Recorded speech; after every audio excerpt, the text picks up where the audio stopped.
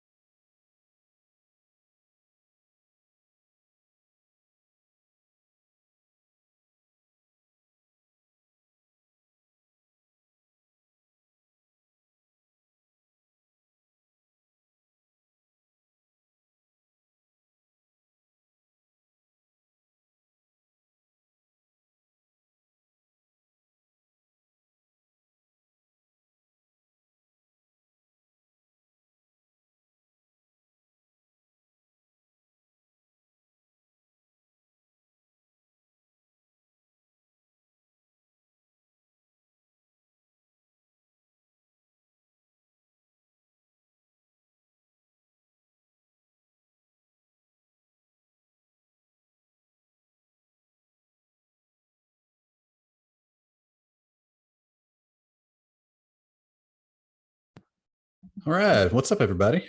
I don't know how to make this countdown timer go away. We're trying fancy new stuff today. we could have a total technical disaster on Shop Talk today. So we've been streaming today just through Zoom, and we're really wanting to put it on YouTube and other platforms and whatnot. But you got to like add a significant layer of complexity between Zoom and that to do it. So we're using something called Ecamm, which I've dabbled in before, but I am a 101 level user of Ecamm. So if something goes terribly wrong today, I just blame Ecamm and we'll send a recording out. Anyway, thanks y'all for being here. So welcome to Shop Talk. This is a weekly live show where I teach you one practical thing you can do to grow your business. And we kind of pull behind the curtains of our business and share different things we're doing, actually get your opinion and help on different things we're struggling with. But the very specific goal of Shop Talk is for you to leave with one practical thing you can do and use to grow your business. So my guarantee today, my goal to you today, for you today, is you'll leave knowing how to make $10,000 from your next product idea or first product idea. And the key is before you make it at all, not to make it and then hope people will buy, but I'm going to walk you through our validation process for any new product that we've successfully launched. We have many products we've unsuccessfully launched, one of which was this year. And there's one thing in common with every product that's been a total flop of ours, and that is that we skipped the process I'm going to walk through today. We forgot that lesson again just this year, or actually, I guess it had been last summer, 2021. And it cost us a good bit. So coming up in just a few minutes, how to make $10,000 from your product before you even make it. We get asked all the time, so we just put this in several slides throughout. If you want the recording, the slides, and I'm going to mention a ton of resources and scripts and surveys and a bunch of stuff throughout.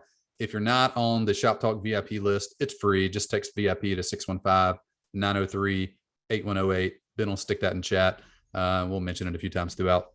And you'll probably get sick of me mentioning it, but anyway, we'll tinker with that. So we'll send out a recording, all the slides and all that stuff about 7 p.m. tonight. So once the recording's done and we upload it and gather all the resources that I mentioned throughout, you'll get a text tonight with all that stuff. Okay, before we jump into workshop time, by the way, can everybody see, like I should have a little thumbnail in the upper right-hand corner and you got some slides on the screen. Is that looking halfway decent? Yeah. Okay. So we got, by the way, Bethany and Ben from our team are live here. Both of them will probably talk somewhere throughout, and several of the people's faces, those are our clients. We invite all of our clients to come and hang out with us throughout. So Joanna and Luba, good to see you, Luba, Wendy, Matthew, Leslie, and there might be other people, but those are the 6 people sitting on my screen right now. We'll have several times throughout, and especially at the very end, we're going to workshop offers. So any client that's live, y'all get first right of refusal on that. If you want us to workshop your stuff or interact or give some feedback, definitely raise your hand. I think I have you locked to be able to unmute yourself. So just, I don't know, Bethany, when it comes time, unlock them or something, and they can hang out with us. Okay. So I love reading books. I've read 8 books this year so far, just finished one yesterday. But I wanted to share, I actually read this one a few years ago, and maybe 2 things. I'm going to tell you a top takeaway from this book, but this book cost $100. So you can look on the Amazon thing right here. I don't know if you can see my cursor if I'm pointing at the right thing or not. Anyway, on the screen right there is an Amazon thing. It's $100. I actually bought a bulk deal and bought like 20 of them a couple of years ago. And anyway, we used a couple things in this book recently that kind of put it back on my radar, but I want to give away a copy of the book today. So I literally am going to take this copy because we're not going to order another $100 copy. I'm going to put it in a padded envelope and send it to you. And it's got some really cool stuff in it. And I'll share some takeaways in a minute. If you want to win, share a link to this shop talk with a friend. Email it to them, text it to them, put it on Twitter, put it on Facebook. Ben will drop some quick share links in chat so you can just copy and paste them. One person that shares, so share it and then say share in chat. And Ben will randomly pick one person here in a minute and we'll give a copy away. Okay, let me share while you're doing that. Let me share one of my main takeaways from this book that we're in the middle of executing right now. So many expenses used to develop, well, first of all, disclaimer, I don't give financial advice. So anything I say, just ignore me and go talk to a CPA or something. So don't take anything I do and do anything with it. Also, you should listen to what I say and get this book and then go talk to your CPA. Many of the expenses that you have in your business, some classifications could be if they're used to develop internal processes, if they are used to create product, if they're used to do experimentation, you can claim those expenses as a tax credit. So let me give you an example. Let's say last year as a company, we spent, I don't know the number, let's say we spent $100,000 in salary and software and internal meetings and whatnot to develop our coaching product. Let's say that was the number last year. We can claim that $100,000 as a tax credit and get cash back directly from the IRS to us. So in the book, Noah gives an example. He's going to use a software example that many of you won't qualify for, but he said if you pay a programmer $100,000 a year, you can claim that $100,000 underneath the R&D tax credit. R&D stands for research and development, and get somewhere between 5 and 10% of their salary back in cash. So as a rule of thumb that we're using internally right now, we're actually going to make a playbook out of this for all of our clients. And then there's some criteria at which it wouldn't make sense for you to do it. Like if your expenses are below, say, $50,000 total in all business expenses over the last 3 years combined, probably not worth your time messing with. So if you're just starting out and this is like your first thing you've ever done, like it's not going to be worth your time at all. If you've been in business for a few years and you got some expenses that have piled up in Facebook ads or contractors or personnel or development cost of product or anything like that, things you wouldn't classify as R&D. But if it's been used, my understanding, my CPA's understanding, to develop internal processes or external product, it very likely qualifies under R&D tax credit. So if you just do some back of the napkin math, if the total combined expenses for your business over the last 3 years, you can estimate somewhere between 2 to 8% of your combined last 3 years total expenses very much has the potential to be given back to you in cash as a tax credit. But literally the tax credit is they send you a check. So we're in the middle of doing this right now. It's a significant amount of money for us because it isn't just about going forward. It isn't just about this year, but you can amend back up to 3, technically 4 years of tax returns and claim this R&D tax credit. So any money you've spent to develop product, to develop process, potentially qualifies for that tax credit. Anyway, that's on page like 25 of this. And you can read some examples of it. There's also some other really cool, just really niche tax strategies that I'd never heard of before. One of them I love. It's called the $5,000 budget. There's something called a backdoor Roth IRA, meaning if you're earning income, I don't know what the cutoff is for Roth, somewhere like in the low $100,000 a year range for singles, maybe combined $250 for couples. You don't qualify for a Roth IRA, but you can use something called a backdoor Roth IRA to qualify for it. You can go back to your last 3 years of tax returns, send them to another CPA, have them audit it, and a lot of times find tax savings. Anyway, it's got a bunch of stuff like that. I'd never heard of before. That seemed really cool. We've executed on a half a dozen of them now, and it's produced like several hundred thousands of dollars over the last 2 years from just doing the stuff in this book. And it's really short. It's not even like a narrative style book at all. It's just like a bunch of it's like a really long blog post of 50 cool tax tips. Anyway, so those are some cool things that I found in it. Ben, we've had a lot of people sharing, so that's cool. $100 books seem to get people to share. We share breakthrough advertising. A ton of people shared.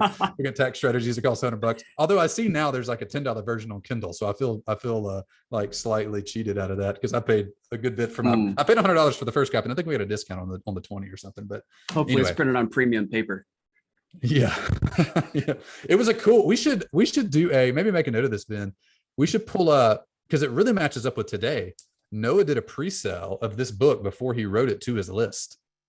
Got people to pay for it, and then wrote the book and sold it to the people. And then a year or two later, he put it on Amazon for $100. And then a year or two after that, or I don't know the timeline, something like that, he made it Kindle available. So it's a really cool pre-launch strategy where he told everybody about it, collected money, and then sold it, which is a lot of the outline we're going to go through today. Okay, so a lot of people shared. How were you able to read 8 books in 2022? Oh, that's a good question. I've last year I read 67 books, which is more like 3 times all of the books I'd ever read in my life combined. I just start I don't know if any of y'all are familiar with the Enneagram, but the Enneagram is kind of like this personality kind of deal. Anyway, I figured out I was a 5, which 5s apparently love to read crap. So I finally just embraced that and started each day with 30 to 45 minutes of reading. And that's it. Literally wake up, drink coffee, sit on the floor, and read a book. And one thing I do is anytime someone recommends a book that seems halfway interesting, I buy it, and then I put it on the bookshelf. And when I go to choose a new book, I just look at the book I'm interested in, like a book that it seems intrinsically super interesting, like right that moment, and pick it up. Versus picking up a book that someone told me about, but right that minute I'm just not interested in. Like it just goes really slow. So yeah, nothing special really. Just read for 45 minutes a day, something I'm interested, which generally generates more reading, but doesn't have to. So yeah. All right, Ben, we need to give away a copy of Things the Rich Don't Want You to Know by Noah Kagan. We got a winner. Sure, of course. Now, Speed should join with the actual first name, but Speed's shared it before even jumping on live. So that is awesome. And Speed's been a regular attendee. I've seen Speed here at least 2 or 3 times. Speed is a regular attendee. I like him. That's great. Yeah. Also, Keith said, I'm literally watching this to create an Enneagram product. Awesome. Very cool. I could talk about the Enneagram stuff a long time, but I won't bore you all with that today. All right. So part 2, which test 1, we'll get to workshop in about 5 minutes. One thing, the primary goal of Shop Talk is to give you one practical thing you can do like today, this week, to grow your business. I also want to show you really cool behind the scenes stuff at our business that you can totally just rip off and use. And you don't have to do all the experimentation that we do to try to figure it out for yourself. So each week we try to share one split test that we've run the previous week that perhaps you can use. Don't guess yet. Nobody guess yet. You're not supposed to guess. You're disqualified if you guess. I'm kidding. You can guess if you'd like.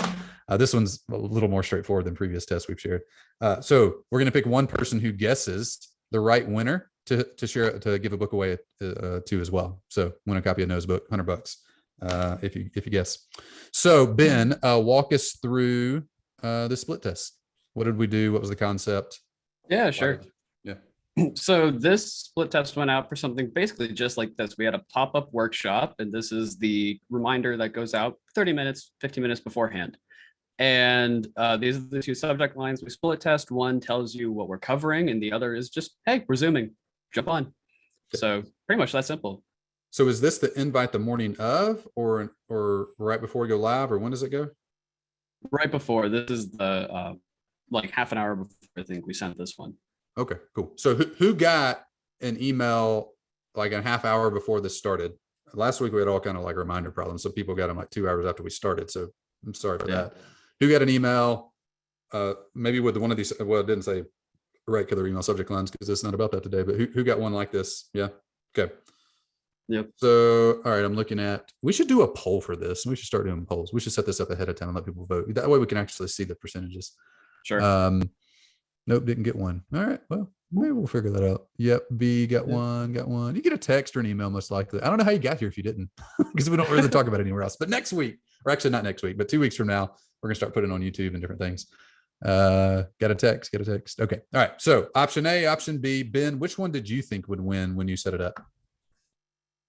Well, I would tend to think that the content would win. The Give right people killer email specific subjects. reason to show up. Yeah. So I what would does chat seem to say is the definitely think winner? A. I see lots of B's, but I haven't been watching it real time. So mostly B's. It's evenly split. It seems like 70% B, 30% A. I do like the symbols and numbers in B, just from like a skimming perspective. The slash, the at, the 3, like it just feels crunchy. Although I like the word killer in subject lines, it tends to work really well. Do you think B stands out more in the inbox? Is that why you like the symbols? I think so. In the Zoom word, like, I don't know. I like the structure of that. I'm not even looking at the exact copy, just like the structure of the thing. I tend to like B more. But I know the winner, so I'm totally gaming it. Was this an email subject line? Yeah. So this was, just to re-clarify, we'll share the winner here in a second. This was an email subject line we sent to you, to all of you, in order to get people to show up to Shop Talk. So this is an email. I think it went out. This was probably a month ago. We did the subject line workshop. Yeah. So it just went out 30 minutes before to get people to show up. All right. So the winner is B, 12.6%. Zoom with me at 3 p.m. Central had an open rate of 12.6%. Right killer email subject lines open rate of 3.9%. So a difference of what, like 3 to 4x. I would not have guessed there would have been that big of a spread. That's significant. No. Yeah, this was kind of unexpected. But Zoom with me is actually one of the best subject lines we've ever done for a reminder or a live event. Yeah. Interesting. Cool. All right. So I want you to try that subject line or a subject line like that out. You can try variations. Obviously, this one works really well if you're going live on something.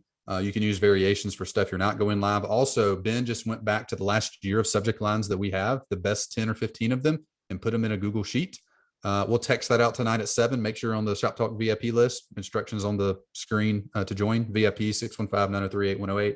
We'll share this subject line. Obviously, we already shared with you, plus 10 to 15 other ones that you can just take and model and use for yourself. So you don't have to reinvent any of this stuff at all.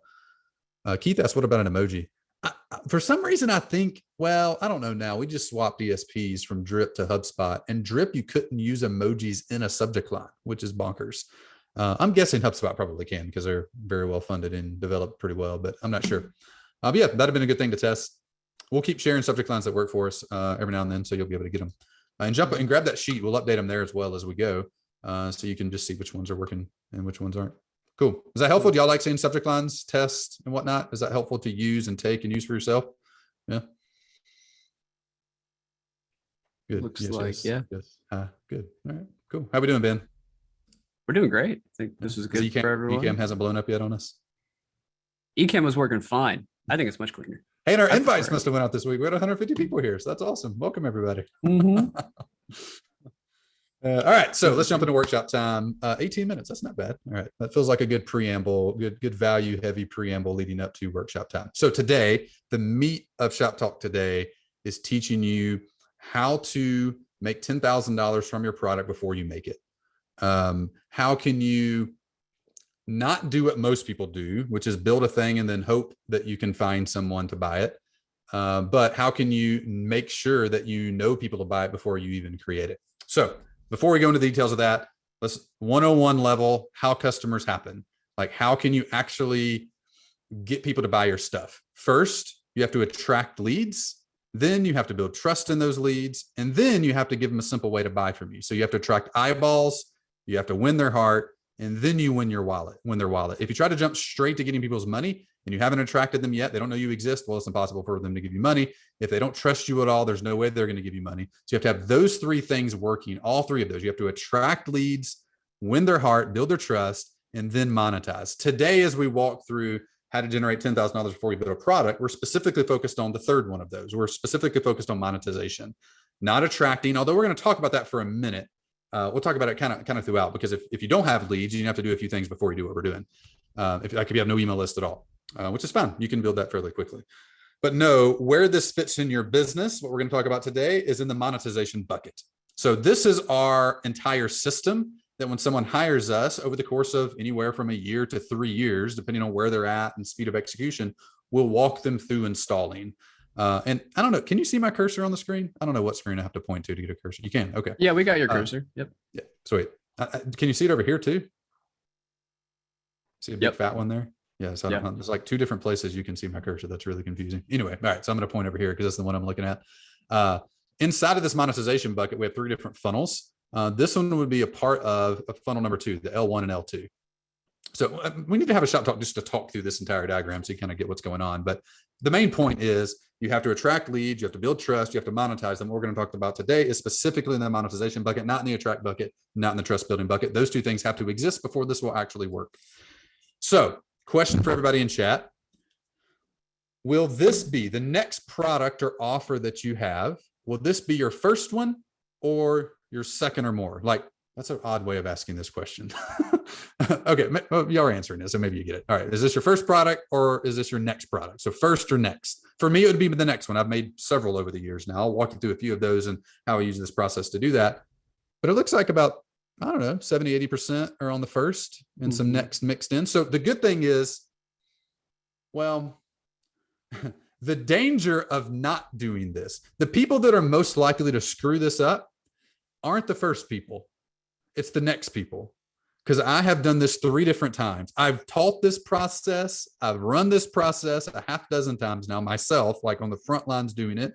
Every time I've done that, the launches work, promoting and launching the product has worked great. 3 different times I've skipped it because I thought I knew the audience and I thought I knew what they wanted, and it bombed every single time. So first, people, y'all are great. You don't trust yourself anyway, so you'll just do the process. Next, people, you think you're smart and you're totally going to screw it up unless you get lucky. So both of you need to pay close attention. And feel free to modify this to fit your exact situation, but this is literally the emails and the surveys and everything I'll walk through when we have a product. So the danger for both of you, first and next people, is that you think if you build the right thing and it's the perfect product, it has a ton of value in it and it's worth it to other people, that they'll come and they'll buy it. And that's just not true.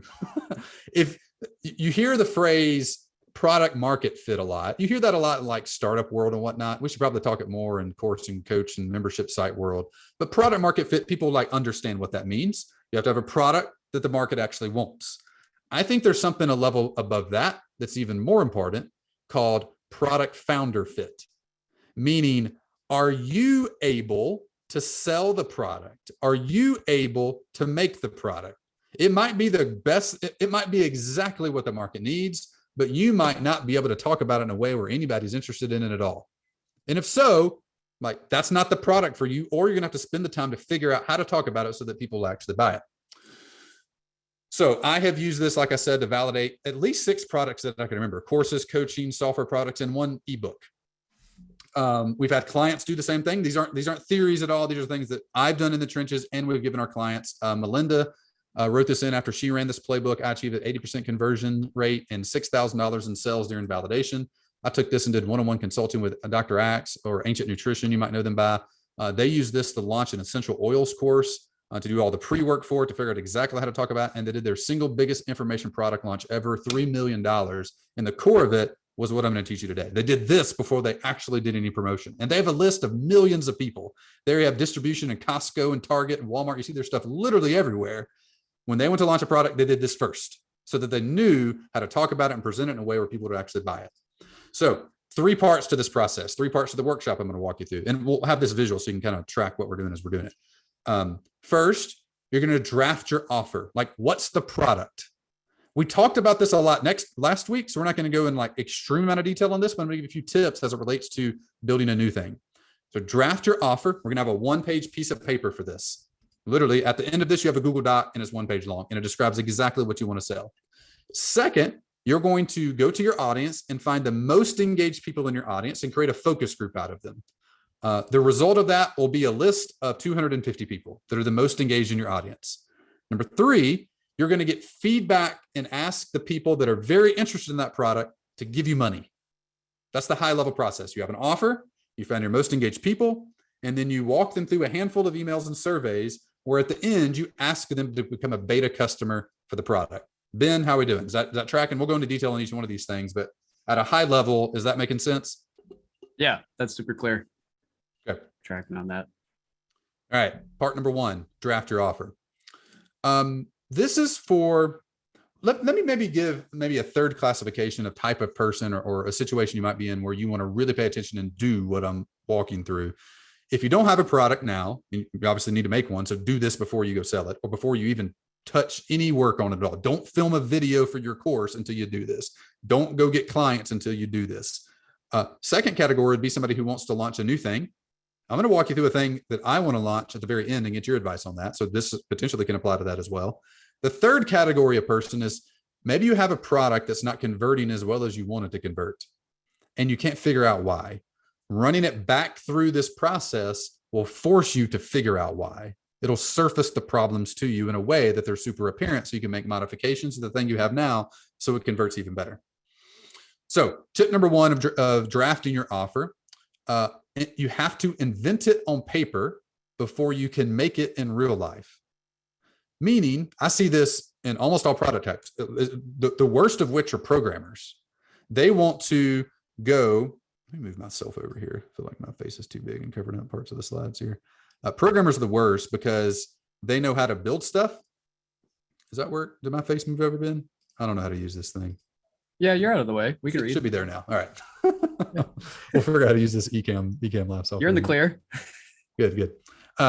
They're the worst because they know how to code. So they don't even get the product scope written. They just go start building things. You might be doing that as a course creator. Maybe you're just filming videos and you're outlining your thing and just shooting stuff. Like that's not where you start at all. Don't start making the product. Invent it on paper where it's easy to edit it, where it's easy to figure out and see what it is. And then once you've determined people will actually pay you money and vote on that with dollars, not with, yes, that's cool. Not with, yeah, I would buy that.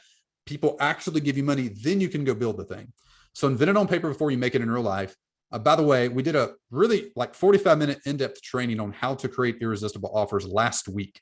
So we're not going to go over all that again. We will send a link out to that workshop section at 7:00 tonight to the VIP SMS list. So if you're not on that, get on that. And we'll put a link to that and you can go deep on the structure because literally on this piece of paper right here, it's like a 4-part structure. And we walk you through that last week and you just literally do that.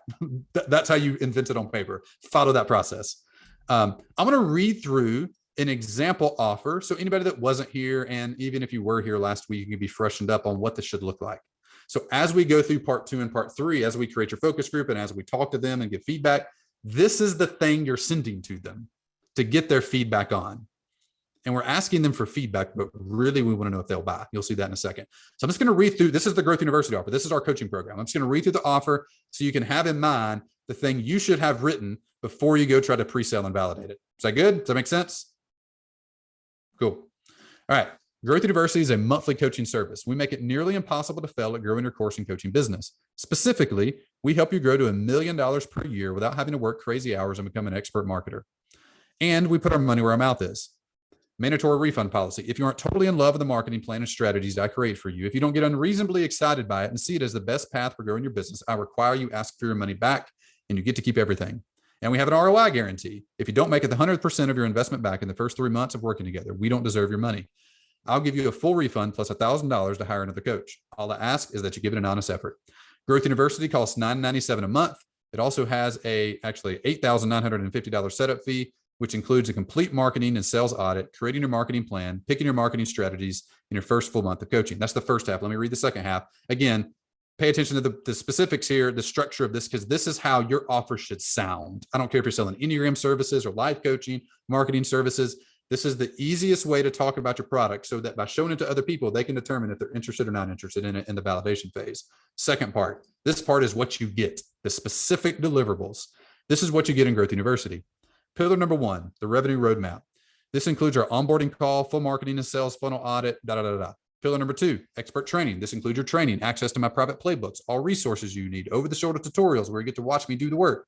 Pillar number 3, unlimited on-demand coaching. This is your unlimited on-demand coaching access, weekly plans of action sent to you, a second set of eyes on your marketing, and expert accountability so you stay on track. And pillar number 4, the Inc. 5000 Mastermind. This includes being matched with a small group of 4 to 8 peers, running similar businesses at a similar stage, You get the point. You hear me read that, you know exactly what I'm selling. You know exactly what it costs. You know exactly what the endpoint is.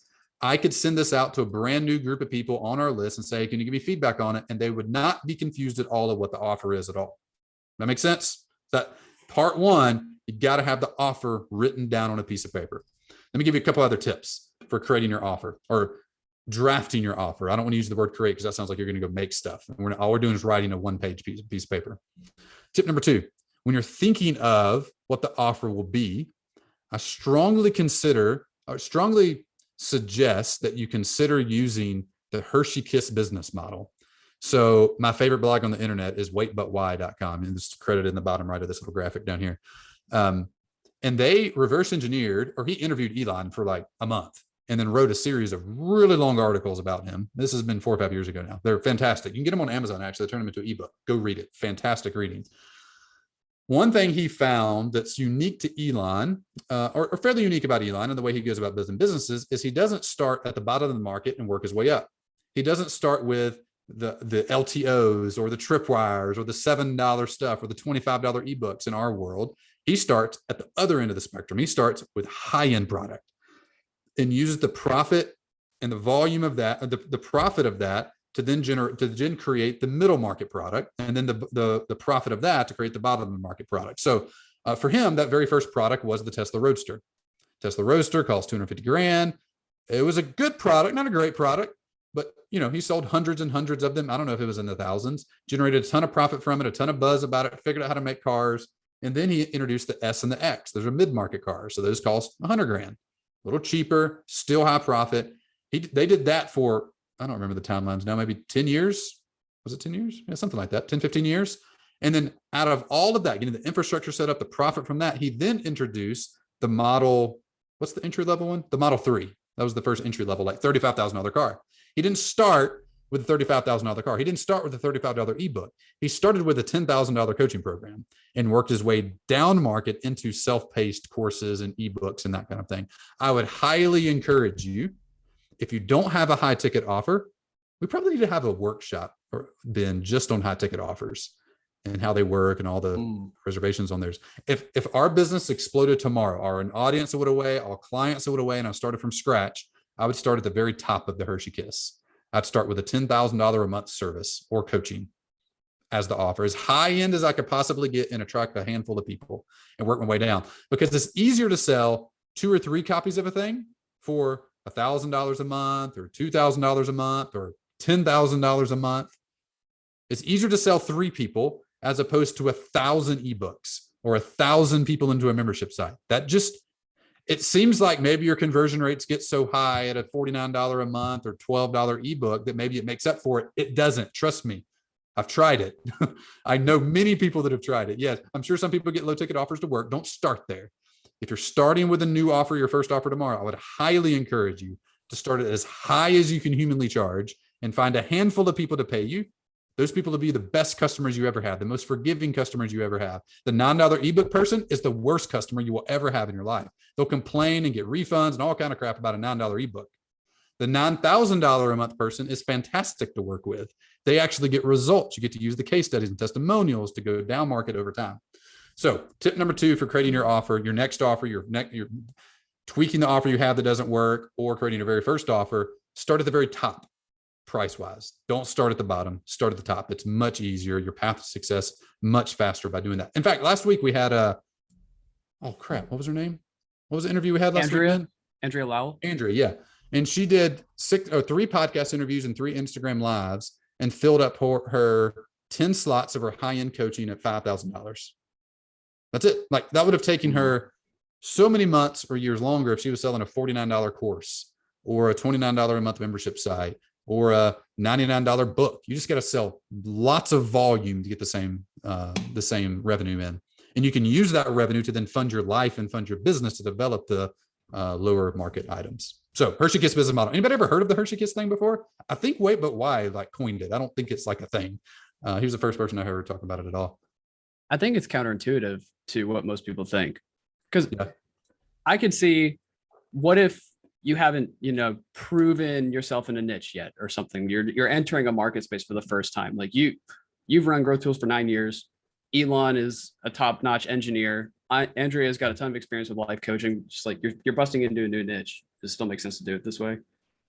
Yes, totally. Yeah, because the same stuff applies. Like the unique challenges of being new have nothing to do with your price point. It has everything to do with your mindset and how you package up your offer. So, I mean, the first thing I ever sold online was cold pitching HubSpot, Lead Pages, Kissmetrics, Neil Patel on doing $1,000 a month video editing services. Anybody that's been following along for a while, you know, the name of the company used to be Video Fruit, because like the first thing I sold was video stuff. Video Fruit seemed like a fun name at the time. So now people call us Growth Fruit and all kind of random stuff, which is fun. But yeah, it would have been substantially harder to sell a $29 video editing course, which I made afterwards. Sold fractions of the volume of that, because you got to have tons of leads and tons of trust and be a lead gen engine in order to sell anything that actually matters on a low end product. But I can go cold pitch 10 people and pick up 2 of them as clients. You can go on 12 podcasts and generate 100 leads because I know exactly what you're selling. And Andrea can close 10 of them at $5,000 each. But could she have sold 1,000 ebooks from those same podcasts? Not a chance. Could she have sold 100 membership site people from those? Probably very low chance of that. And even if she does, it doesn't even remotely equal the revenue she made from the high-end product. So yeah, I think it's especially true for people starting out. But anybody, I think this applies. It's been hard to imagine the exception to the next business or the next thing we do where we wouldn't start high end. I don't know in what scenario that would actually make sense. I haven't been able to think of that. Sure, that makes sense. Cindy said your list of 250 leads assumes a platform, and is this relevant to a startup without a platform, or would they want to leverage platforms of others within their network by creating affiliate agreements? Yeah, totally. We'll get to that in just a second. Yeah, if you have, I love chat spammers; they're the best. If you have a platform, do exactly this in this order. If you don't, still do step 1 that we just talked about, create your offer. Step 2 is going to be, you're going to have an optional path whether you have 500 to 1,000 email subscribers or not yet. And if you don't, you can do that in about 90 days or less. And I'll show you what to do here in a second. All right, on your offer still, we're on still offer. Tip number 3, finding your product idea is rarely about discovery, and it's more about rediscovery. Meaning, we were having a membership or a client call yesterday, a mastermind call, and we had a client who's honestly, well, we were working through his offer, but he doesn't really know what he wants to sell. And the best way, and I think I heard this phrase first from John Acuff. I love the idea of it's not about finding new things, it's about rediscovering old things. So 3 different places to look if you're struggling with like, all right, what should my offer actually be? Like, what's the seed idea? So bucket number 1 is look at your current audience. This could be the 50 people that follow you on Twitter. This could be your email list of 5,000 people. This could be the blog you've been publishing or your Facebook account or your LinkedIn. If you have been publishing content anywhere for any period of time, go look there first and just see what's resonated. Meaning the graphic I have on the screen is a picture of, I just been publishing blog posts for 18 months when I created the first product that I made. And I just went and saw which posts got the most traffic. Literally, like, just go to the Google Analytics and see like what have people liked. And at the very top of the list was quickest way to start a business. Let's see what else we hear. Email sucks. Passive traffic. So anyway, those are some ideas. Those are things when I'm just looking through the raw data. What have people already raised their hand and been interested in my audience? Bucket number 2, look at other people's audiences. Maybe contemporaries, people in the same, like Keith was talking about earlier, who's creating an Enneagram course. Maybe he doesn't have an Enneagram audience at all. Maybe he has no Twitter, no Facebook, no email list, no traffic. That's fine. Go look at people, go look at like the McCords, I think, that are the Enneagram space. There's tons of people in that space now. Look at Ian Cron. A cool little hack. You can look on their Amazon reviews. You could look at their Twitter. You could look at their Facebook. You could look at their blog posts. You're just looking for what have been some things they've talked about. Enneagram is too big of a topic. You can't have an Enneagram course. That's way too broad. You can get really specific. How to use the Enneagram to make your marriage 10 times better. That's interesting. And maybe Ian Cron has a podcast episode he published with that title. If so, rip it off and use it, or model it and alter it a little bit. One little search phrase, I'm going to put this in chat real quick, that I love for this is you can go to anybody's Twitter. I actually do it on mine and other people's all the time. Take that syntax right there and put it in Twitter search. You can actually go to any Twitter handle, do from : the Twitter handle name, and then men_faves : and then put a number there. What you're doing is searching like, what is the most popular stuff on their Twitter account? So here's an interesting one to go to. Go to James Clear, from : James Clear. I think it's all just one word. Men faves 1000, because he has a giant Twitter account. And just look and see which tweets has he posted that have been really popular.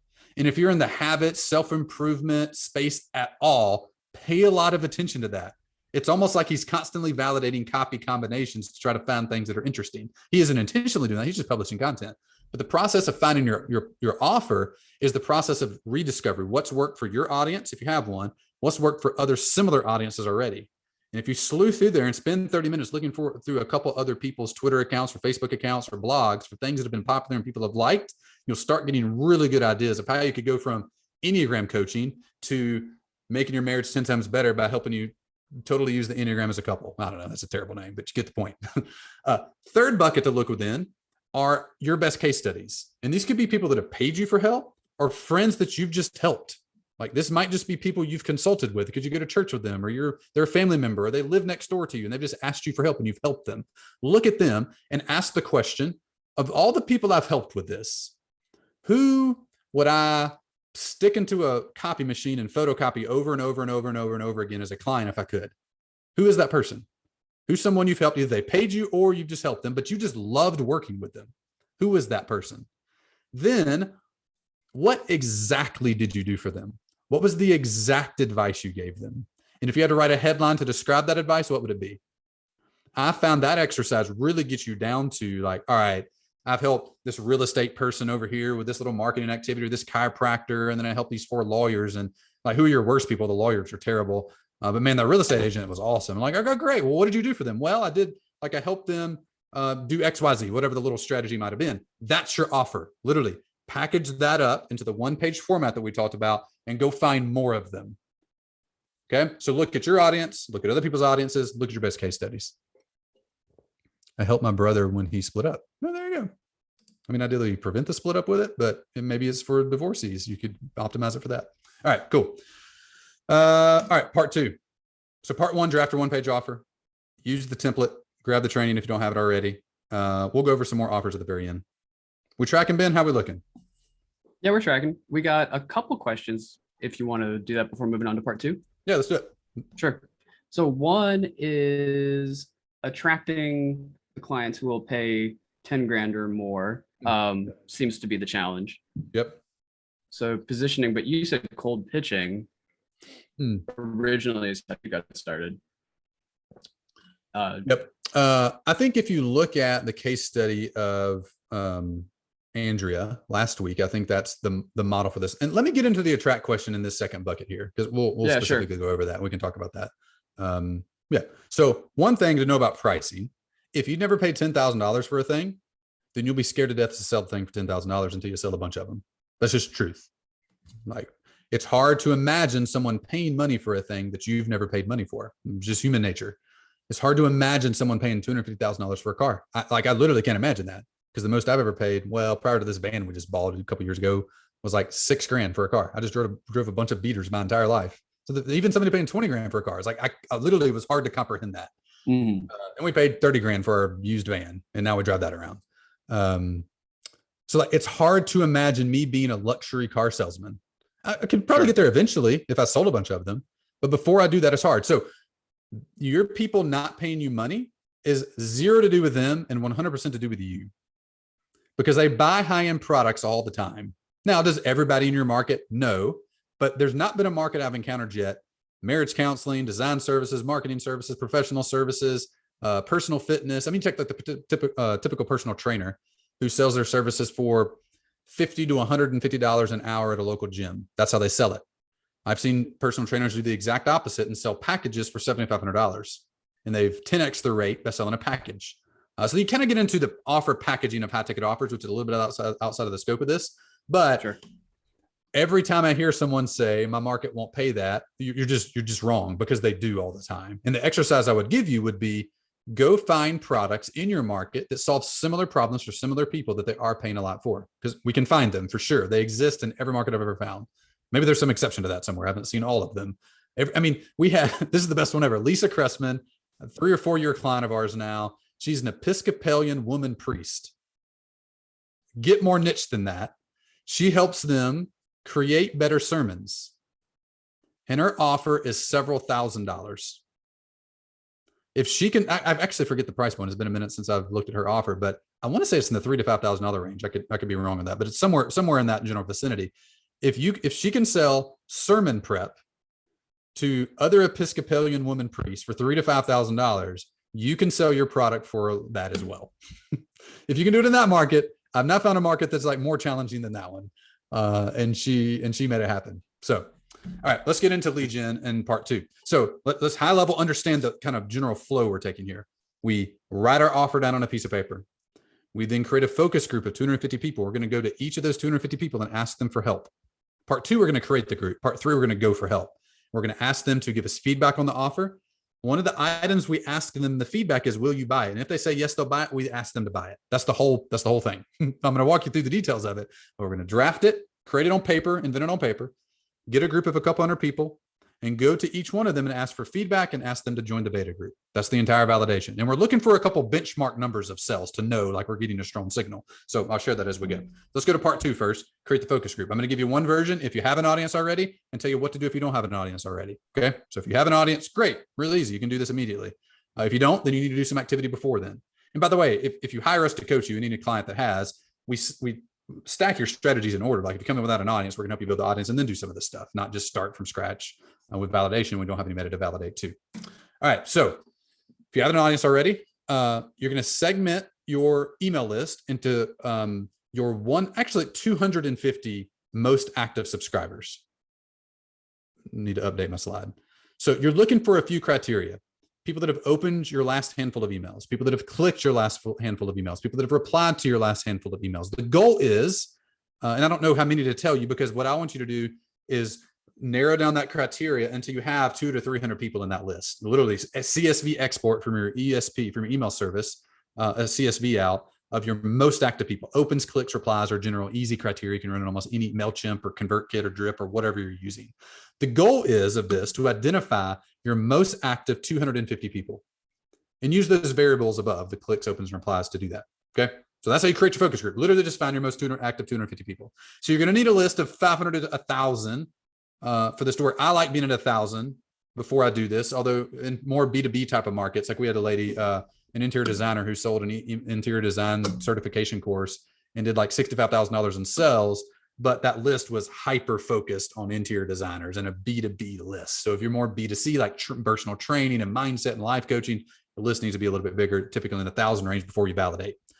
Does that make sense? So the output of this is you literally have a spreadsheet of 250 people's email address, and you know those people are currently active. The reason we want to find currently active people is because if they won't buy from you, no one will.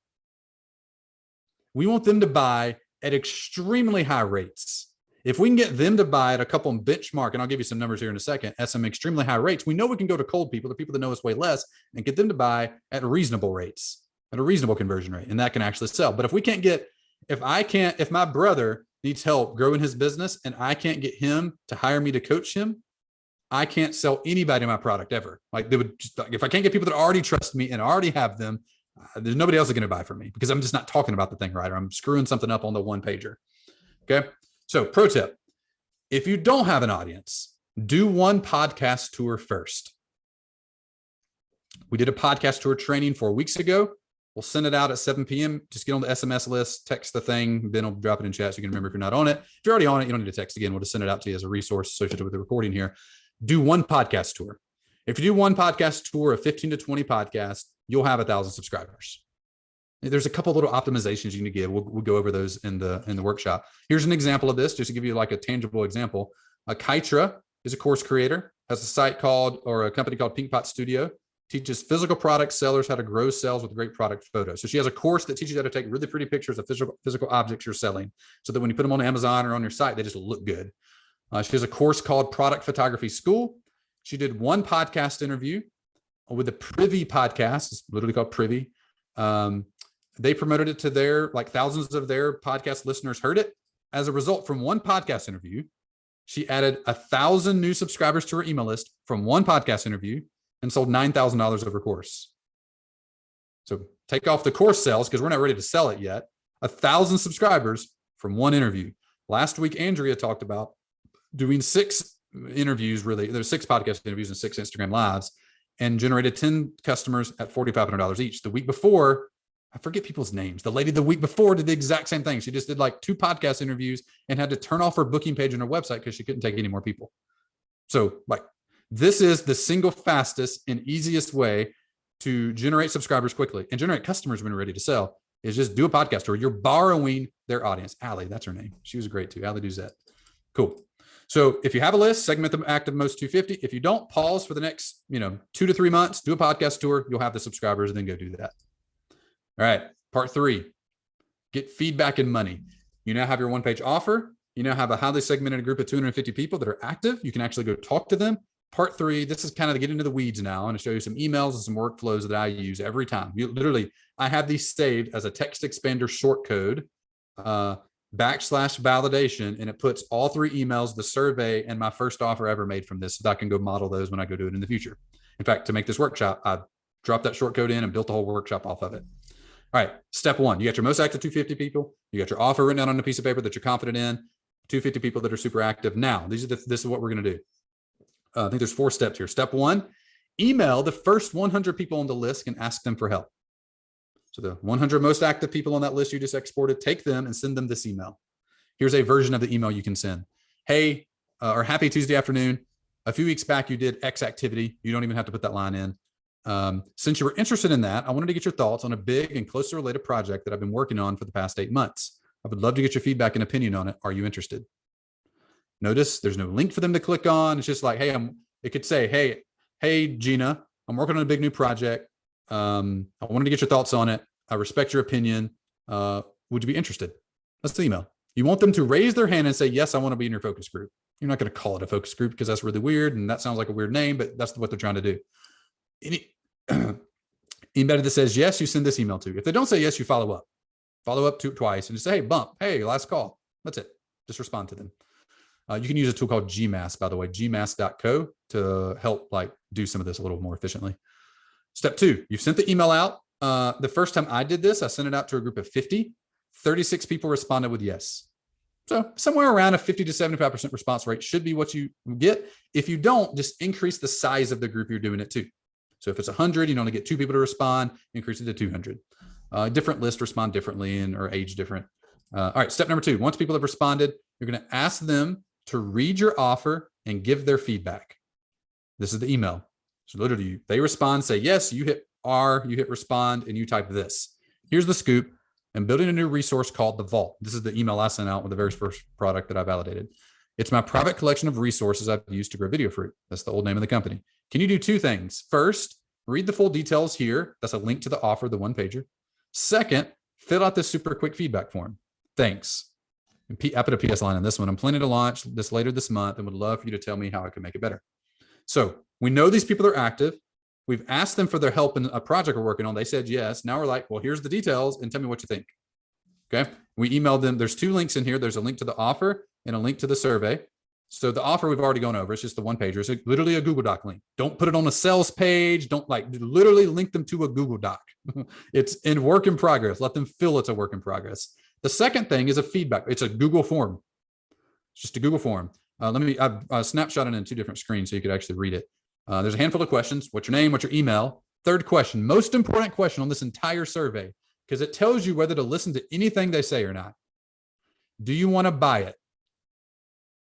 If they are the most active people on your list and they've asked for feedback, they've read the offer, and they don't want to buy it, I don't really care anything else they say on here. I'm literally just ignore it unless everybody says no, and then I'll pay attention because I missed something somewhere. Name, email, do you want to buy it? How would your business be different? How would your life be different if you had the result from this? What feature was the most interesting to you? What questions immediately come to mind when you read it? If I added one more thing, what would it be? And do you have any other feedback? That's it. What I'm looking for on this is people to click yes. I want to have at least half of the people that fill it out say yes. Because anybody that said yes, I'm going to send the 3rd email to, which is I'm going to answer any questions they had, acknowledge any feedback they gave me, and then ask them to be a beta member. So let's read through this. And I actually annotated this so you can see the different parts of it. There's literally an email I sent out for the first product ever validated. Thanks for filling out the survey, Keith. Hope you guys had a good trip back to Texas. Good feedback too. And then I answered his questions. We won't go into that because that's hyper specific to the product. There are 5 slots left on the pre-sale. Then it closes down. Would love to have you be a part of it. And then there's a link to click to buy. Wrote the offer down, hyperactive person, said he wanted to get feedback, said he wanted to buy it. Great. Here's a link to buy it. That makes sense? So every time someone says yes, whether they buy it or not, you want to read their feedback and read what they were interested in, what was confusing to them, what ideas they have. Go back to your Google Doc and edit it to make it clear. What you're doing is building your sales page based on real-time feedback from people that are giving money, or at least have really high indication that they're going to give you money. So there's 2 primary things that come out of this validation framework. Number 1 is an offer that is dialed in. Number 2 is revenue from people that actually gave you money. In fact, here's kind of the measurement criteria to know whether your validation was a success and what to expect out of something like this. So the goal is to get 10% of the people that join your focus group to buy. So you sent the email that says, are you interested? Anybody that says, yes, I'm interested in helping you, you want 10% of those people to buy from you. Anytime we've had less than 10% and went to launch it, this is with clients or us, we've done this hundreds of times now, it's almost always underperformed. Meaning there's something missing. The hook's not right. Some deliverables not there. They wanted a community, they didn't get it. You're talking about the problem in a way that's confusing to them. Like something's wrong and you haven't figured it out yet. Over 20%, you'll blow your mind with the results from the launch. If you get over 20% of people that says, yes, I'm interested to buy from you, that's going to be a grand slam product. I don't know if we've actually hit 20. We've done 18% one time. You get 18% of the people say yes to buy before the thing exists. That product's going to do, you've perfectly nailed the product positioning. Less than 10%, you got a problem. Stop. Do not make the thing. Just spend more time. Over 20%, like pause everything else going on and get this thing out ASAP. Usually, you can expect between $2,000 and $10,000 in revenue from this process. I've seen people do as much as $25,000 before. That's more rare. And that just depends on your price point and the audience size that you're doing this to. So 2 to 10K from this process. And I will typically run those 3-step emails 3 times. I'll run it to a group of 50, then I'll run it to a group of 100.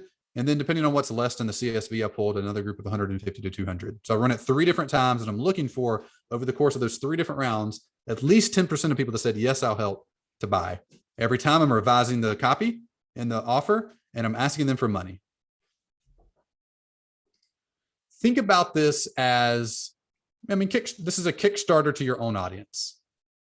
You want to make sure people will buy the thing before you spend the time doing all the tooling. And you're going to just do it to your own group of people. Don't just build a thing and expect people to come. That rarely works. Unless you're just a really good marketer. And even then, you can trick yourself into thinking you know people's pain points and thinking product types are the right ones for them, and it doesn't work, because I've done that many times.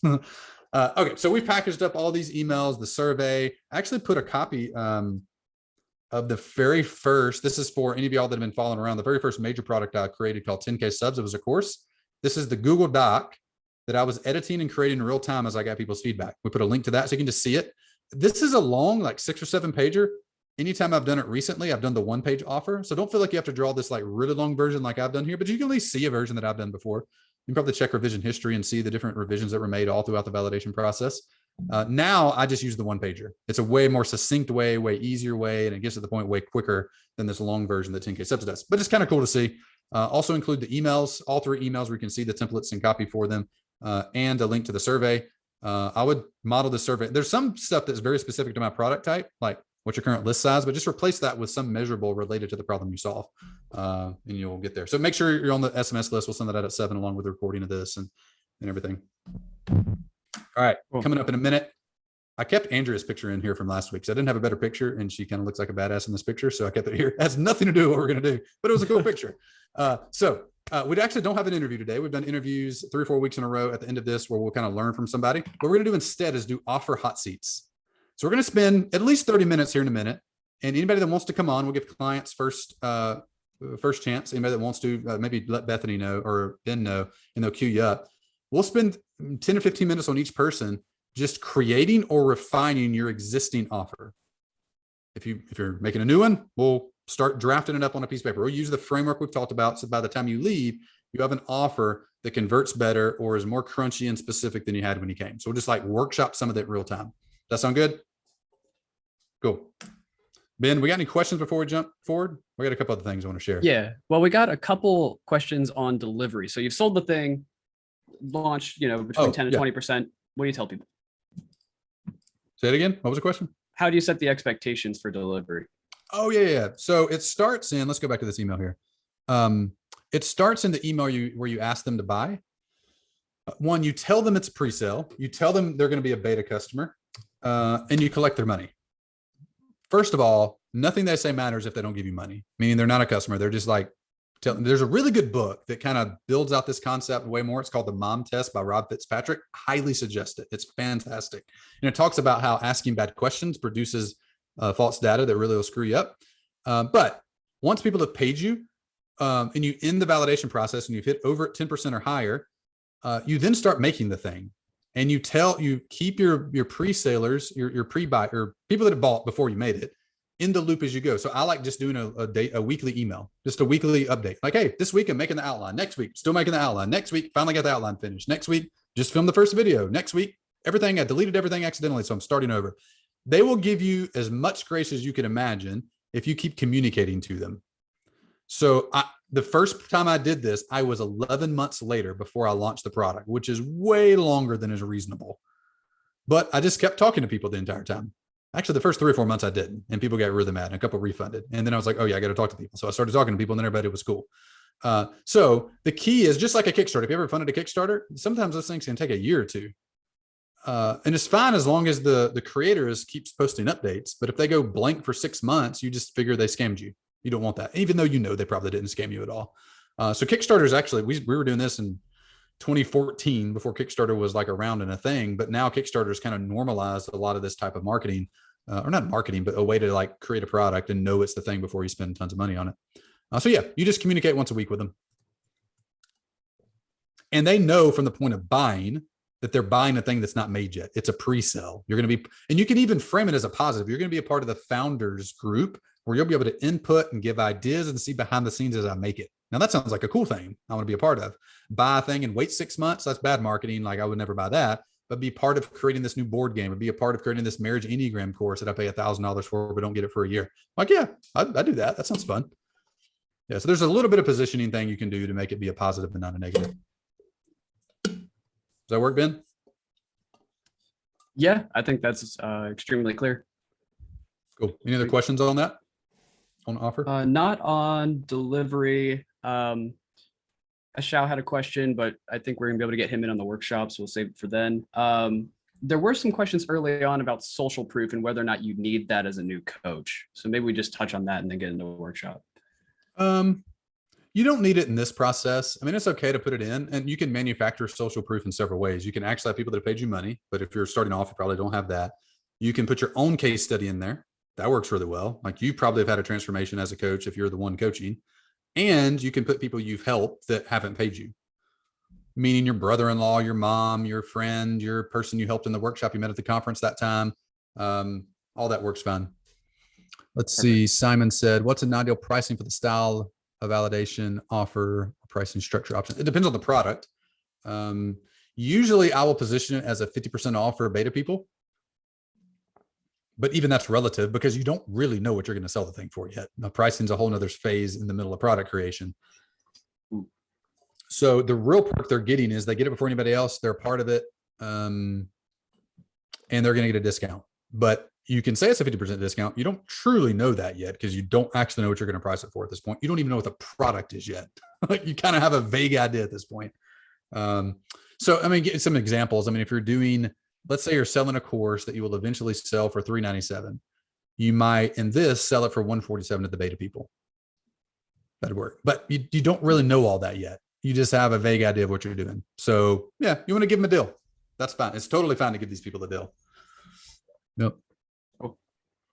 Yeah, Speed said you can be vague and say the price will go up as the features. Yeah, totally. What platforms do you use for SMS opt-ins and sending invites and replays? I actually don't know. What platform do we use, Ben? So I've been going back and forth between sales messages, in HubSpot and Go High Level. But all of that is zapped into HubSpot either way. So It's kind of like a Twilio integration, if you're familiar with Twilio. Keith said, I don't have an offer, but I'm passionate about the Enneagram. You need to listen to the offer workshop we did last week, Keith. And like really just part one of this, make your offer on paper. Listen to that workshop, listen to the tips I gave today, invent it on paper before you do anything else. And you'll get really specific with it. And maybe we'll have time to workshop it too here. All right. What else we got before we go forward? All right. Main takeaway. Don't just make a thing and hope people buy it. Make sure you're on the text list so that we'll send you out all the resources, the trainings and whatnot for making offers and everything we talked about today, all the email templates and surveys and whatnot. We're going to do hot seats in a minute. Let's zoom out for a minute. Remember like how businesses grow, how customers happen. You have to attract leads. You have to get their eyeballs. You have to get their heart, and then you can get their money. So eyeballs, heart, and then wallet. First, you have to attract leads. Then you build trust with them, usually via content, and then monetize. The great thing about a podcast, I've mentioned that several times, it's not the end all be all. It's just like an easy thing to talk about and display, is the podcast host brings all the leads to the table. There's almost nothing that builds trust more than spending an hour having somebody be interviewed by someone you already know and trust. And then the monetization is as simple as what Andrea did. You just tell them your product and the link, and 10 of them go buy and pay you $5,000. Like that's a little oversimplified, but that's the broad strokes of it. Like it's not super complicated. But you do have to have all of these three things running really well for your business to constantly grow over time. If your business stops growing, you have a problem with sales, you have a problem with one of these three things. You're not attracting enough leads or the right type of lead. You're not building trust, so they don't want to buy from you, or your monetization isn't working very well at all. The product's confusing when you talk about it. Your sales process is over bloated or over confused. Today, what we've talked about in validating how to make $10,000 before you make the product is squarely in the monetization bucket. So if you have an attract problem, we talk about that separately. Let's zoom out for a second. We're going to do hot seat workshops here in a second. I want to give you a couple of just fun recommendations, totally unrelated to what we've been talking about, but stuff you might find interesting in being a business owner, entrepreneur, or just a human. So we'll go a couple of recommendations, and then I don't even remember what's next. Oh yeah, I want your help. I need your help with the marketing problem we have. So I'm going to kind of pick your brain on a few things. Y'all can give me ideas. We'll give one more copy of this book away. So we'll give 3 copies, $300 of books given away today. One more copy to someone that gives us a really cool idea how to solve a problem I'll mention in a minute. All right, 2 recommendations, one thing to read, one thing to watch this week. Both of these quasi-business related, definitely life, entrepreneur related. So there's a Reddit thread that apparently has been around forever that I just found out about. It's called Fat Fire. I don't actually know what that means. I probably should know what that means, but reddit.com/r/fatfire. I'll just put a link in the chat and you can save it. It is a fascinating Reddit thread. I don't know. I'm not on Reddit. I don't even know what to call those things, but this is mostly really high net worth people posting questions. And I just went through this morning and took a screenshot. There was one from a year or 2 ago. I need to go back and find the thread, but it was, this guy posted what life was like at different net worths. That's what it was, at like $10 million net worth, $100 million net worth, $1 billion net worth, and over $1 billion net worth. It was wild. In a minute, we'll pause. I'll let somebody else talk for a minute, and then I'll go find that thread. But you'll find that kind of stuff. So here's a few like topics that seem interesting today. Gifts for employees, and people just and there's like 300 comments on it. Were really cool ideas to give people. Has anyone intentionally downgraded their lifestyle to live amongst people that are more closely identified with? How did that work? 275 comments on it. How are you defining success for your kids instead of them up for it? Life secret weapons. What are your, anyway, there's like really, really cool stuff. I literally don't see these conversations anywhere else, but in this Reddit thread, it's just a fun, just a really fun thread or Reddit, whatever to read through. There's lots of cool stuff. So go check it out. Bookmark it, look through it once a week. You'll find more from that than you do Facebook. One other recommendation. One of my favorite YouTube videos I've watched in the last 3 months by Casey Neistat's brother, who has an awesome YouTube channel, Van Neistat. He's actually better at YouTube than Casey is.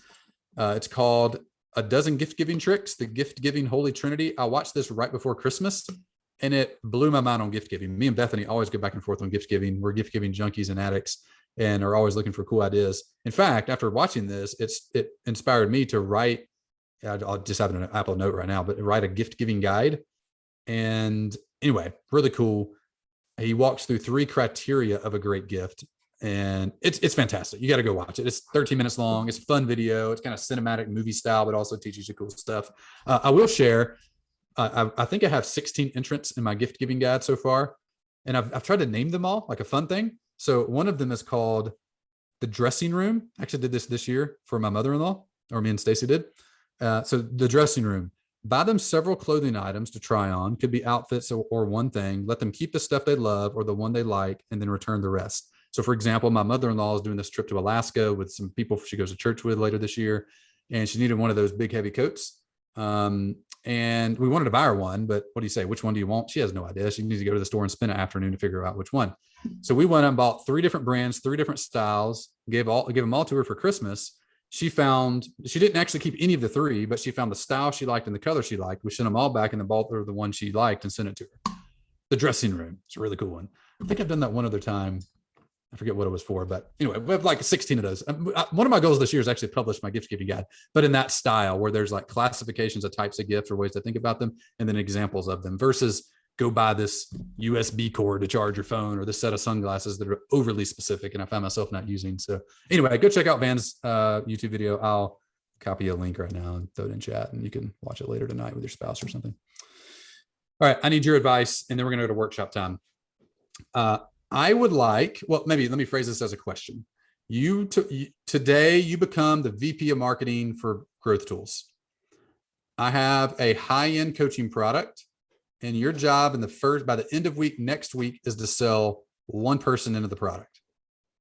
Okay, and I'm going to read through. I actually haven't written this as a one-page offer yet. I need to. Perhaps if nobody wants their offer workshop, we'll do that while you watch. I've just written an email that kind of describes it. So this needs to be packaged up in a one-page offer. Let me just read the email. This is the offer. Your job in the first 10 days of being the director of marketing or VP of marketing at Growth Tools is to sell one copy. I want you to tell me how you're going to sell it. Let me read the offer or the email about it so you can kind of get the idea of what it is. All right. There are 2 big milestones for coaches, course creators, and consultants. Milestone 1, 6 figures per year. Milestone 2, 7 figures per year. And just like raising a toddler is different than raising a teenager, growing a business to $1 million a year requires doing different things than starting it. That's why a few times a year, I take one business owner under my wing and help them achieve that 7-figure milestone. Are you interested? Here's how it works. We will meet in person for a full day in Franklin, Tennessee. That's where I live. We spend the entire day together workshopping your sales and marketing. You leave with a specific 90-day action plan to increase revenue by 25%. Then we meet together weekly, touch base daily, and make it nearly impossible for you to fail to hit that goal. My most recent client, Michael Hyatt, reported their single best month of sales as a direct result of our coaching. Most businesses are elated to grow by 25% in a year. Not us. Our goal is to rocket past that in 90 days. Introducing One Day a Year. My high-end one-on-one coaching program for business owners. Is that it? This program is a cheat code for your sales goals. No learning the hard way. No guest tests. Criteria: you must have over $100,000 in revenue. You must be available in 10 hours per week to work the plan. You must be willing to meet with me weekly. You must have a coaching course or service business. And these are criteria. You must be willing to travel to Nashville, Tennessee, where I live. I'm taking one new client right now. Are you interested? That's the product. It is. We have our typical coaching product. I take 1, maybe 2 people a year and go one-on-one with them for a day, in Voxer with them. Me and leadership team is involved as well for special disciplines. That's the product. Your job in the first 10 days at Growth Tool is to sell one person to the product. The price point is $29,000. What do you do? Best answer, most unique answer. We'll actually try, and we'll send you a copy of this book today. So somebody give me some ideas. What do you got? By the way, one reason we do this every week is one of the best ways to get ideas for your business is to help other people. So I'm just being selfish, and you can focus your attention on me, and maybe you'll get some ideas for yourself in the process. And Mike, by the way, so we mentioned Michael Hyatt. A lot of y'all know him. He's filming a testimonial video for us right now, saying that as well. So I think it'll be the end of the month probably before we have it. So I don't know if you'll have the video if you're the VP to use then, but we can write about it and talk about it. They don't care about that. We won't have his video kind of talking about it until then. All right, let's see what question. All right, Christopher, I would calculate the offer about 24 monthly payments plus give the future income percentage of the person to loan the investment. I don't want any 24 pay. The most I've ever payment planned this is you can pay, I think, $10,000 up front, and then you could refund after the day together if you don't think that was valuable for you. And if you do, then the rest is due in the next 7 days. Outside of that, like this is not for entry level. This is for people that mostly already trust us, hear the offer and say, dang, like I've been wanting to do that. Like, let's go. It's for that. It's not for low awareness, cold traffic at all. This would be a warm audience targeted offer. I have zero desire to sell it to cold people at all. Like those people aren't great for this. Raffle one away or give 50% through ads. Fulfillment cost is incredibly high on this. So giving one away for free, position as a lottery that only one person can win. Book on 4 top podcasts with an audience that fits the ideal client. Leverage that appearance to promote the offer. I like that. I'll go into cold, but maybe is interesting. I'd want to focus it on like not smart passive income, not like business beginner podcasts. It would want to be focused on ones that are, I don't know, maybe it's like a finance, but like business. I don't know, some podcast topic that indicates this person is much further along and has money. I don't want to have to be convincing people to figure out how to get loans for this. Like again, of no interest. I'd hire a great child. I like that. Okay, this is great. Keith, I'd hire a great child actress or my niece to read the script in a suit and business setting, then issue an NFT version of course tickets. I don't know what any of that is, but I love it. That's funny. Do you understand any of that, Ben? Hey, Gary Vee did an NFT. I think we're behind the ball. We did have a long NFT conversation in San Francisco. That's true. Speed has a really good one. Oh, sorry. Go ahead. What's that? Speed has a great idea. Who does he? All right, let's speed along to him. I would single out existing clients who have shown proven results and already scaled to 6 figures with us, that trust us, and then send them a direct mail letter with a fancy envelope and a personalized letter written by the CEO. Take 10 people, write them out by hand, or at least have a handwritten signature, then give them a call 1 hour after FedEx or whomever confirms delivery. That's really freaking good. That's great. Yeah. I mean, even the email I wrote could be the core of the letter. You just want to like do some 5% personalized touches. That's good. And we should have, I think we have the addresses. I guess we collect addresses. I don't know. I know we have phone numbers.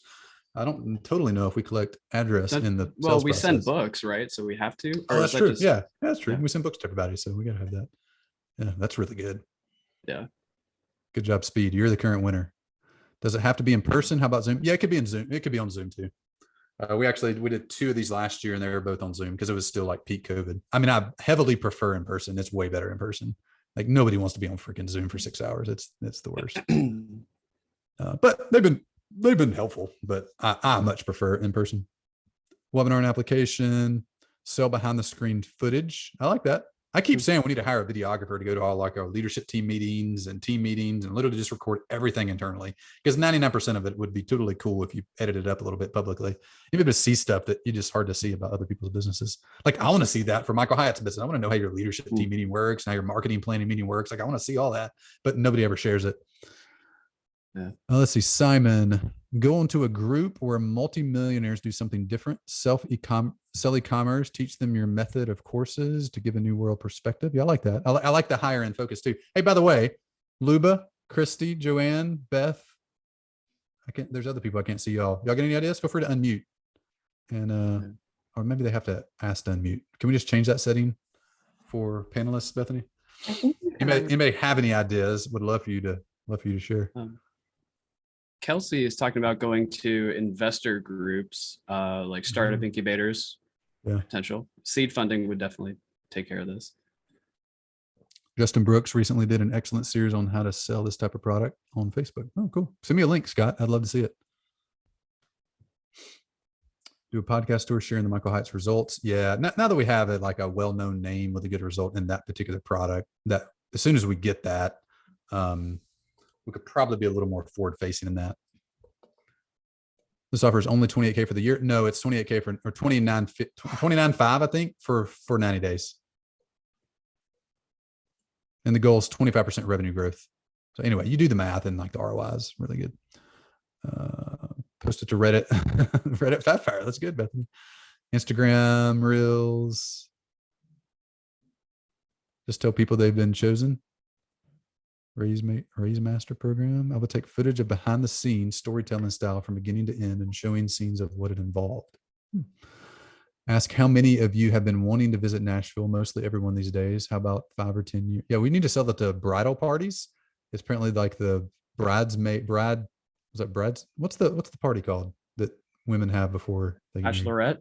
Bachelorette. There you go. It's the bachelorette capital of the country or world or something. We went downtown the other day to eat tacos and we saw 12 different bachelorette parties going on.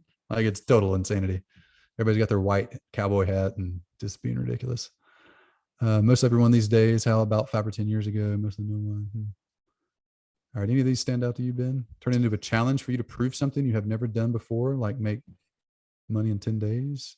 I mean, the nice thing of working with this demographic, like working with Hyatt, I mean, we're able to give outside perspective in something, but we're able to bring some strategy to the table, and it's easy to steer a fast moving ship and see drastic immediate results because they just have speed. So, I mean, I say easy. The hard parts become getting the team rallied and executing because they have a million things going on. That's actually the hard part of working with people like in Hyatt's class, which would be a couple of classes above. They're well above $100,000 a month. It's just like getting the team all organized. It's like the strategy stuff's the easy part for them. Identifying. Yeah. All right, we ready to pick a winner? I haven't even finished it. Any other ones here that stick out to you? I mean, there are a ton of responses on this. Yeah, these are really good. Yeah. It's like we need to save these. Oh, here we go. Somebody talking about Justin again. Justin Brook made a similar offer to full email audience for a 1-day one-on-one. He already had proof from previous customers. He got more customers just emailing everyone. Yeah. All right. You got a winner? I got a winner. What you got? I think Kelsey's idea to contact investor groups or startup incubators or to teach there to find one. That's my favorite. But here's my problem with that one. I love the idea. It's a cool idea. The problem is we have an audience of an email list of 250,000 people. You don't start there. You start with cold people. You have a client base of, I don't know, 1,000 people that have hired us to coach this over the years. I would start there before I started with people that have literally never heard of us before. Yeah, past clients, current clients. That's fair. If we're looking for creative outside of the box ideas. Sure. Oh, yeah. Okay. Here's Paul. Charter a yacht in the Maldives. You got me at the first sentence. Invite your top prospects to join you for $10,000 each and have challenges on board during the week. This is Hunger Games marketing style. And the loser has to swim home. Oh, that's great, man. I love it. Can we have the chat text that we need to, because these are good. Do you think sending out the email will not create multi people that are interested? Yeah, I think so. I mean, what I've done so far is had Jeanette pull yesterday a list of all of our clients that are over $100,000 a month that have had that have posted, significant wins. Made a list actually of our past interviews on Shop Talk. We've had 5 or 6 people that have had good success. Made a list of past 1-day year clients, which there's like, I don't know, 4 or 5 of them. I think those are a seed list. And I've written this letter. But I like, who is it? Was it Speed? I feel like we can't give Speed another book. He's already won one, but he had to write the personal letter and follow up with a phone call thing. That's really interesting. If you do that to a targeted list, that's really interesting. Also, the simple approach is probably just send the email out to people first and just see what response is. I think we've got one client last year just from doing that to like 30, 20 clients, tell them what we're doing and somebody's interested.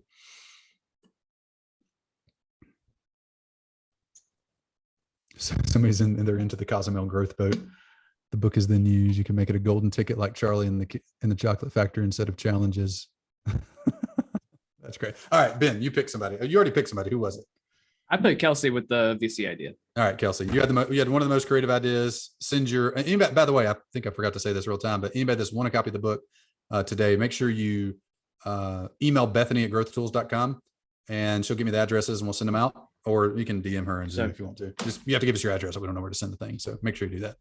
We've also got, just to follow up on the winners, Speed is international. So he asked to give his book to someone else. So we've got a separate winner for that. And then we have the winner from the split test call that we can still give away. Cool. We get a runner up. Luba, which one do you want? You get to pick the winner. I'm asking you to unmute. You got to come on and talk to us. Okay. I'm talking. Which one was your favorite? So I liked that idea with sending the envelopes. Yeah. So was that Speed there, Ben? Oh, that was Speed. Yeah, and Speed is not accepting the book. We got to go Maldives Hunger Games style then. That was pretty creative. I don't think we're gonna do that. That's kind of crazy town, but not for one person. We probably don't need that. That was a good one. Cool. And I'm thinking that I'm interested in this offer. I just have to grow to it. Like I'm not at 6 figures yet. Like the offer to work 90 days for 29K. I'm interested. All right. Well, but I have to grow to that. We've made one exception before. I think they were at 50 or 60,000, and I think she 3 extra business that year. Which I think we have a case study from her or a video or something. Anyway, but you send me an email. We'll dig into details a little bit. Look behind the scenes a little bit, but I don't want to waste your money at all. So we'll look a little bit. Awesome. All right, let's go to, oh, by the way, the next section we're going to go into is just workshopping offers. So any client that's here, definitely like raise your hand, let us know if you want to do that. We'll work from scratch and or take a current offer and workshop it. If you want to learn more about our one-on-one coaching program, our primary program, not one day a year, I mean, definitely let me know if you're interested in one day a year, but if you're interested in our coaching, just text coach to 615-903-8108, or just drop in chat interested. And we'll follow up with you and love to give you more information and chat and see if it can be a good fit for you. We've had some really cool results, and we guarantee our results. If you don't get results, you get your money back. So you'd have to work your butt off. Results don't happen magically. Anubhav, you're here. All right. I was hoping you'd show up so we could work on offer a little bit, maybe. So, all right, we'll chat in a second. So anyway, text coach 615-903-8108. We'll send you some information about how our coaching works. I think I read the offer earlier, so you got a basic idea of what it looks like. And yeah, we'll chat. All right, coming up in 2 weeks, our next shop talk will be in 2 weeks. We're going to do something special next week. I'm actually going to be in Disney with my family. We're taking our first ever. None of us have ever been to Disney before. Me, my wife, the kids, and me. So we're all going to Disney next week. So we'll be gone, but we're going to do a special live next week. Be looking for details. Ben's still trying to convince the coaching team to do some stuff, but we'll send out some emails about that. So be paying attention.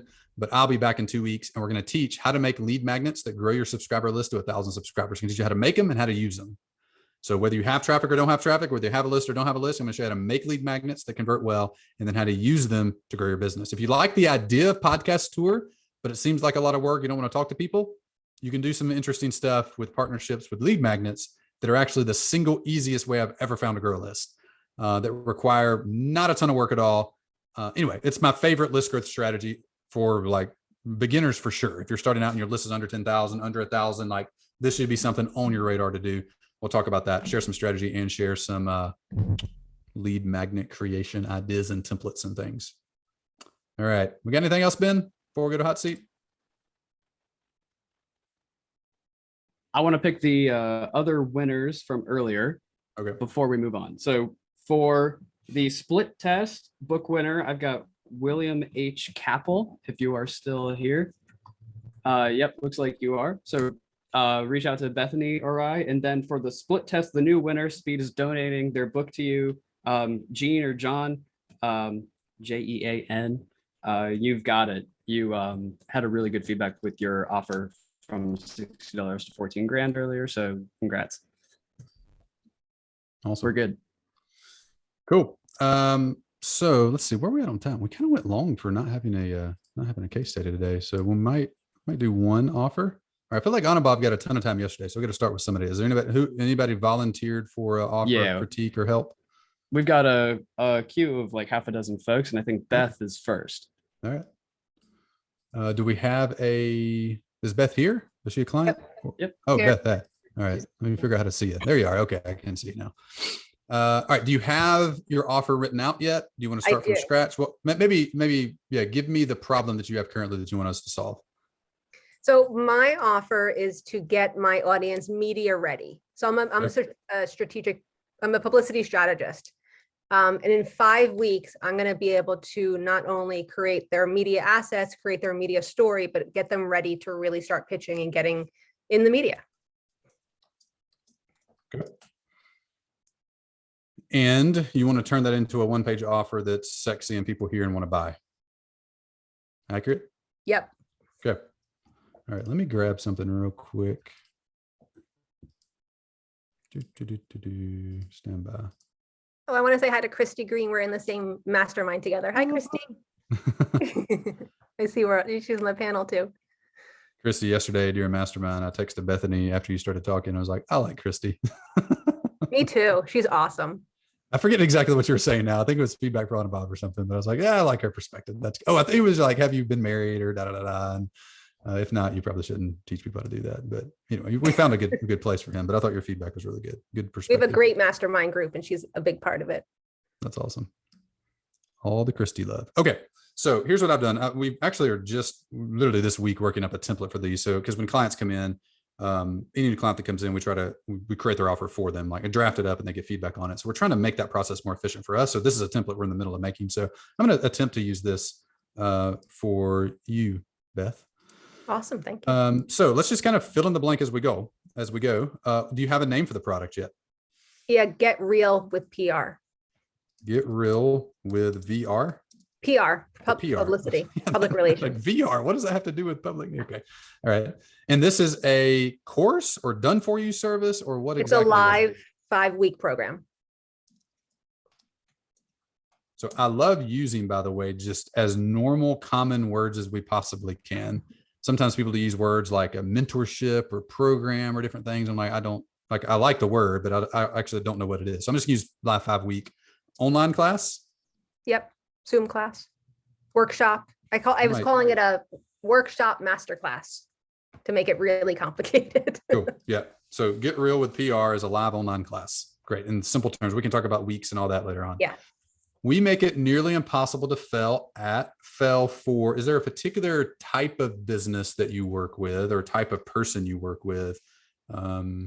Digital entrepreneurs, like experts, course coaches, and product people.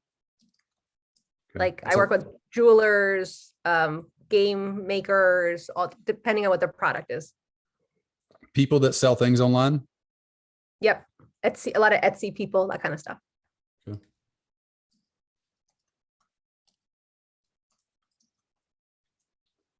And the result that they're actually going to get from this. So they'll have some assets, but no one really particularly cares about the assets. What's the thing that the assets allow them to do?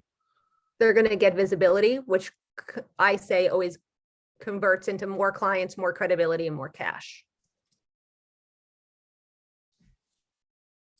So we make it nearly impossible for online businesses to fail at getting great PR and tons of new customers.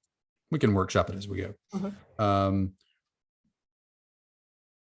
What is your clients that have attempted PR before?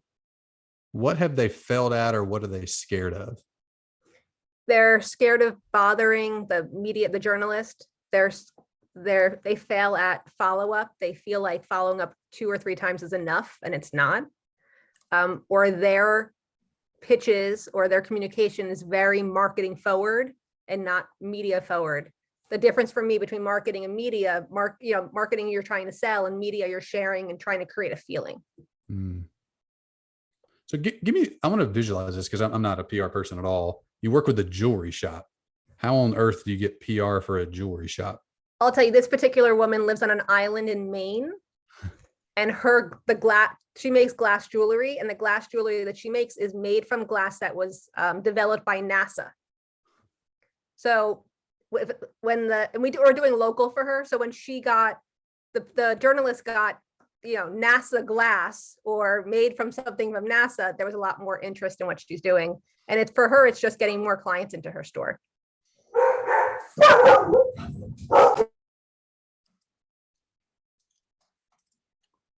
We make it nearly impossible for online businesses to fail at getting great PR and tons of new customers. We're your answer for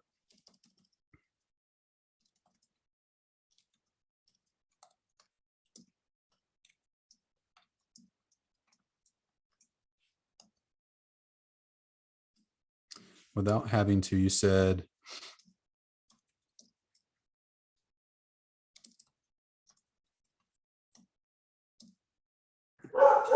thank you. My dogs, I muted. I could. All right, so this is part 1. Let's edit out this and just read it out loud and see if it feels about right.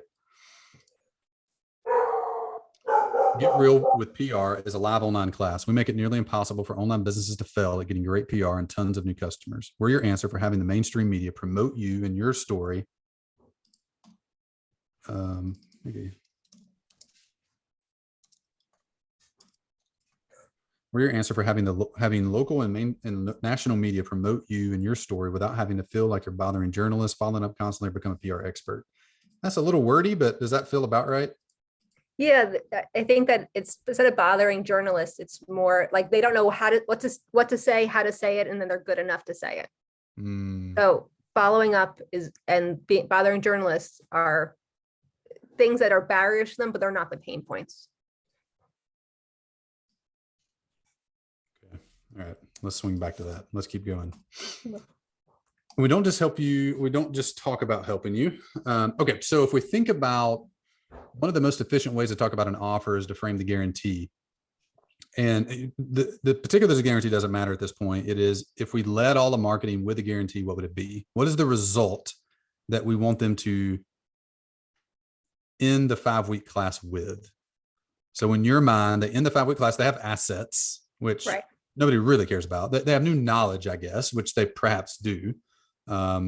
Like they know, they have the confidence, I guess, to go to to identify outlets that might promote them. They have the confidence to know what to say to them. They have the assets to give them. Do they have any result? Have they landed a local news interview or a local newspaper story or something? Yep. That's the there's not really a transformation. It's more of like what's the outcome? The outcome is that their business is actually ready for the press to acknowledge them. And they can not only monetize that visibility, but they can leverage it for whatever else they're trying to do. So then, like I have to say it out loud. I feel like they probably don't care about that. They don't say it again.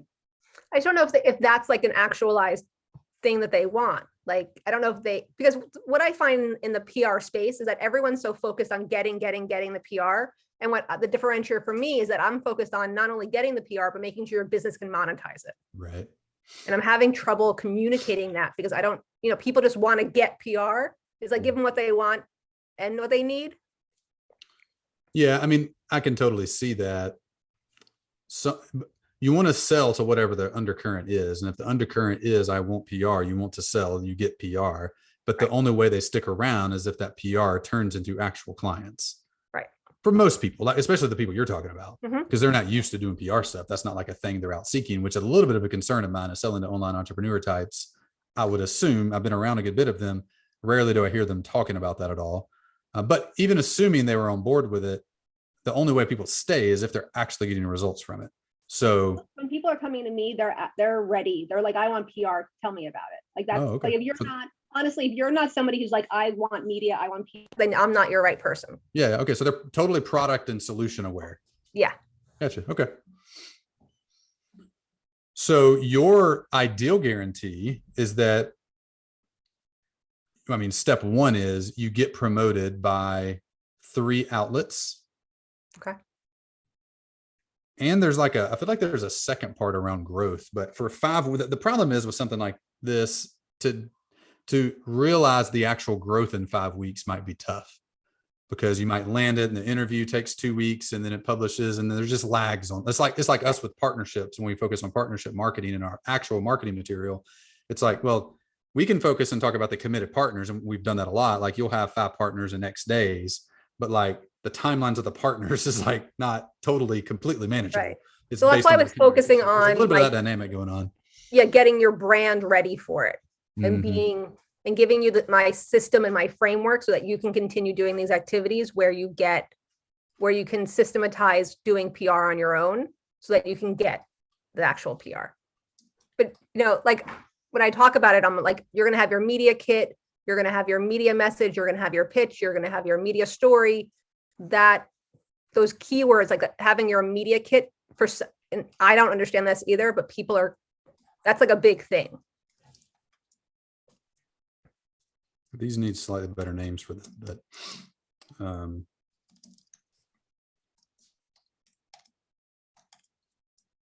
so Jason asked why people are coming to me for PR.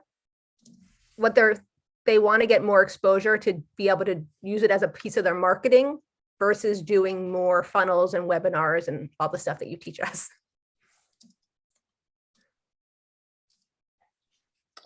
Yeah, I don't love some of these words exactly, but we're getting the basics here. It needs to be workshop some. We're your answer for having the local and national media promote you in your store without having to, we need to insert pain points. We don't just talk about that. We guarantee it, maybe 2 guarantees. Maybe there's like a media kit guarantee, which is more tied to the training and the result you get from that. Or this is more, what I'm imagining this part is you like the training and you find it valuable. Like a way you could structure this in live classes is, I've seen this done many times. We've done this in live class settings. We've done is if after the first week, you aren't blown away by the value, then you can get your money back. But we're not going to let you go like all 5 weeks or something. Like that's a little bit outside. Like a lot of conferences do that and whatnot. That potentially is one. That's almost, it's very similar to a 30-day satisfaction guarantee. It's just stated a little bit more interesting. And I would come up with a slightly better name than media kit guarantee. That's kind of boring, but the blow your mind guarantee. If after the first week, you don't say, man, I've made more progress in my PR at the end of this first week and this class is worth 10 times the value, then you get to leave then, you get your money back. Results promised or something, or I don't know, something like that is something around the actual result they get. And that could be structured in condition. That would be a conditional guarantee, but structured around maybe some amount of work that they do or something like that. We do not guarantee press. Like that next line is like a no in my business. You do not guarantee press unless you're paying for it. So it's more the guarantee is that you'll have your dream media list, you'll have your pitch, you'll have your media bio, your media kit. That's what I was promising that they were walking away with. Why don't you promise? Okay, that's a whole nother conversation. Industry that has no-nos on what they guarantee or promise, that's a huge opportunity. And very rarely is there actually a good reason for it. There's usually good ingrained industry standards for it, but not like actual good reasons, but maybe perhaps there is in the PR world. Okay. How does this feel so far? Good. It's a different way of looking at it. I appreciate that you're not in this space because I'm so in this space that everyone I talk to is in this space. So it's helping, and I appreciate everybody in the chat too. What's the price? $12.50.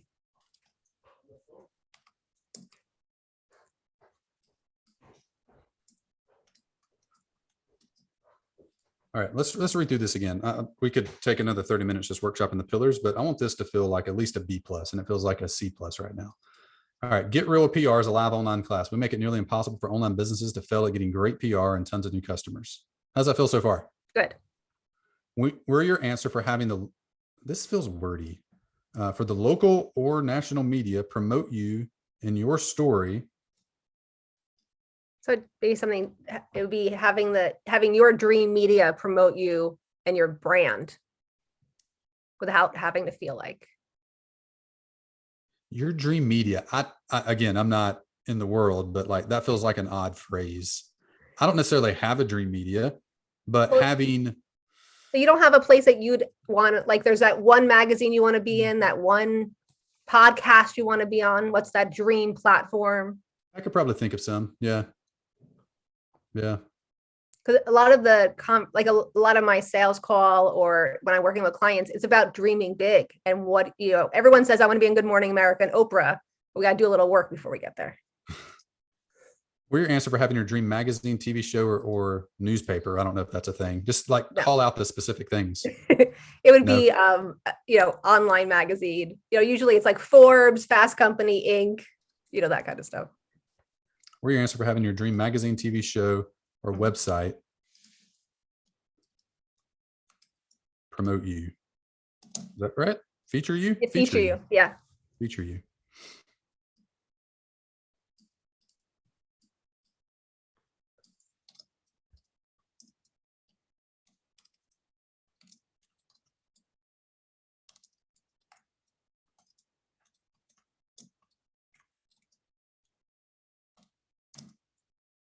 What are some pains? I'm just making stuff up there. Like I'm just thinking, I'm getting more and more interested in this offer as I'm writing it. So I'm like now visualizing, all right, what would be a magazine?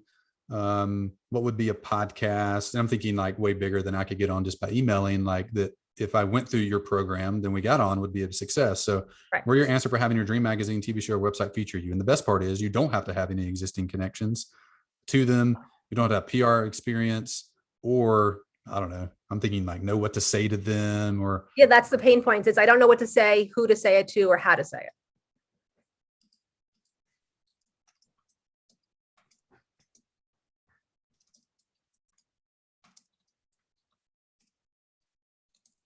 That's not quite it. I'll like capturing that real quick.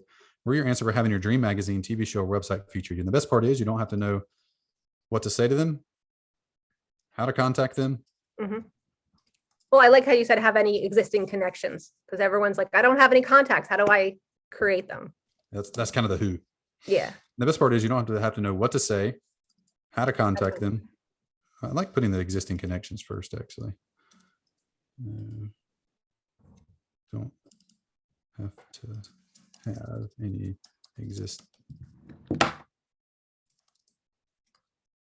know what to say. I don't know. Maybe it's better the other way around. All right, we're getting like super in the weeds copyright in here. All right, we can leave that as like a B+.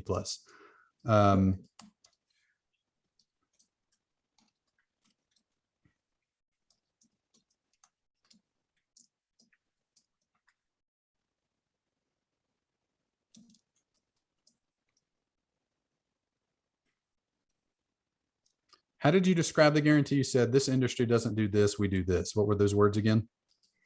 I don't know what I said, but yeah, if somebody ever, I'm like, for anyone that's listening, anyone ever offers you guaranteed PR, you're going to have to pay for it. So don't listen to them. But we don't guarantee any sort of media. What I guarantee is the ability to be able to know who to speak to, know how to talk to them, and be able to leverage it so that you can monetize all the activity.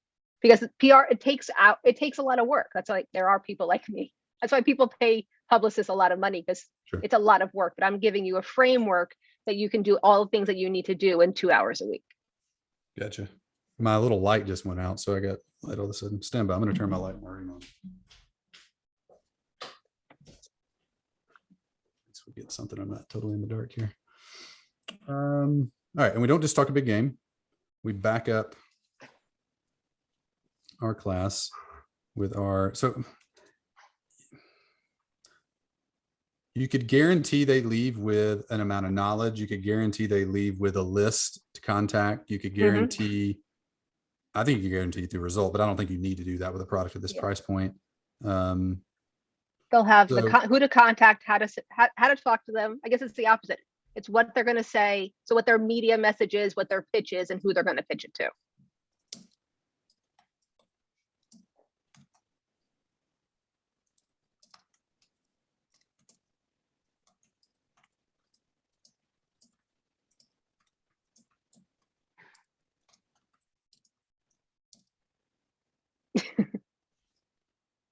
That's what everybody wants. Yeah, I mean, you talk about the glass lady or the jewelry lady. I'm like, what makes them interesting? They have NASA glass. I'm like, okay, well, that's a cool look. I'm like, what's interesting about us? I have no idea, but you could tell me. Yeah, you're a neat cook.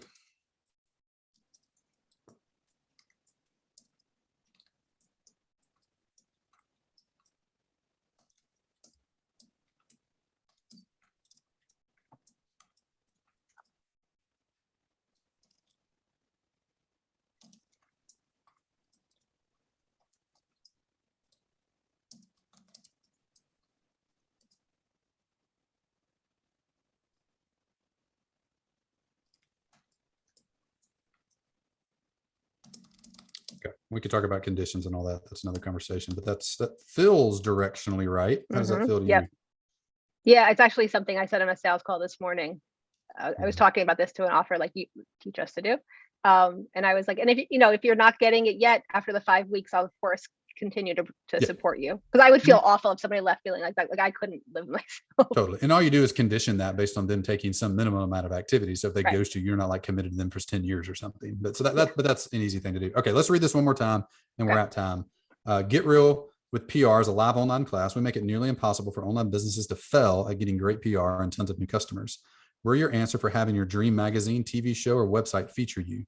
And the best part is you don't have to know what to say, how to contact them, or have any existing connections. And we don't just talk a big game, we back up our class with our PR clarity guarantee. You will have a unique hook that'll make your dream media outlet salivate over promoting you and know exactly who to contact and what to say in order to get them to promote you. In short, if you don't have complete clarity and satisfaction in your new PR strategy, we'll work with you until you do. Our class costs $1,250. And then we can go into deliverables later. Yeah. Love it. That feels really crisp and clear. It does. It feels really, really good. Yeah. I like that. Thank you, Brian. Hey, drop your email in chat and I'll just share this with you real quick so you have it.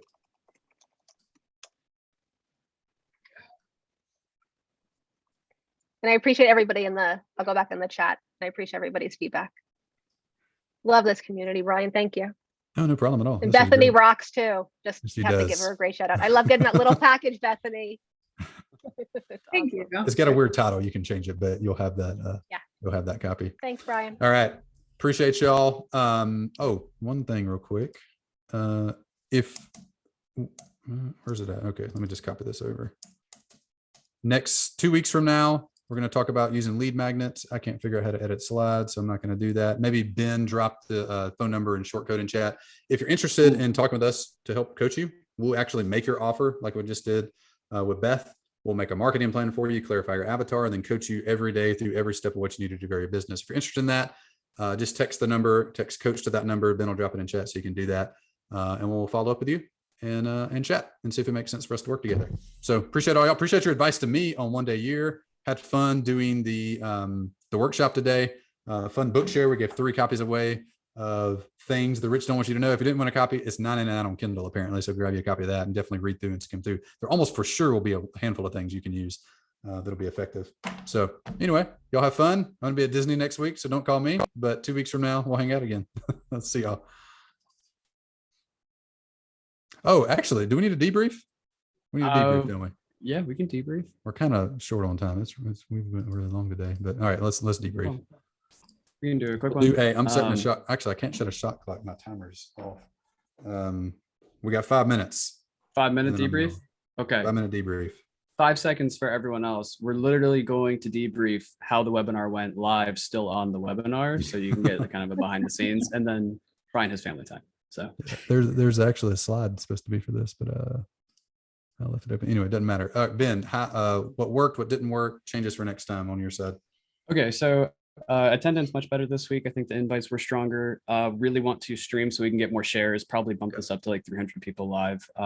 Things that didn't work could go better. I think my engagement was kind of like, I don't know, a little bit awkward jumping in. So that could probably be better. Maybe coordinate that a little bit more in advance. And then I think that we need to condense recommendations, and we want your feedback to like 5 minutes total max and have more workshop time. So that's, and you guys can give feedback in the chat if you agree or disagree. So that's my short list. Why condense both of the 5 minutes total for both of those? Well, or maybe 10. Well, a thing that seemed more or less desirable this time, the hook, when there's an interview with a strong hook, like last time people stayed around all the way to halfway through the interview, through recommendation, through help me, into interview time. Like the numbers were flat the whole time, which was good. But there was a good hook and tease out. I feel like the hook and tease for the hot seat was mediocre. And the hot seats are honestly not super exciting. I mean, they're good for going deep with anybody that's around, but they're not like super sexy, learn new things. It's like watch us write copy, which is sort of boring. But for people that are there, like extremely helpful to like to see that be thought out and worked out a little bit. That's my take. Okay. I think part of that is we were shorter on recommendations and help us last time. I think we were 20 minutes past the top of the hour by the time we got to workshopping this time. Yeah. The workshop went really long. Yeah. Right? Is that what you're saying? I'm saying it started later than last week. Yeah. Last time? Like we started the interview pretty much at the top of the second hour last time. And this time we were like 25 minutes into the second hour. Oh, okay. Well, it's probably important to have, we probably need to have benchmarks for it. Even the workshop. I mean, you go like 60 minutes. That's just too long.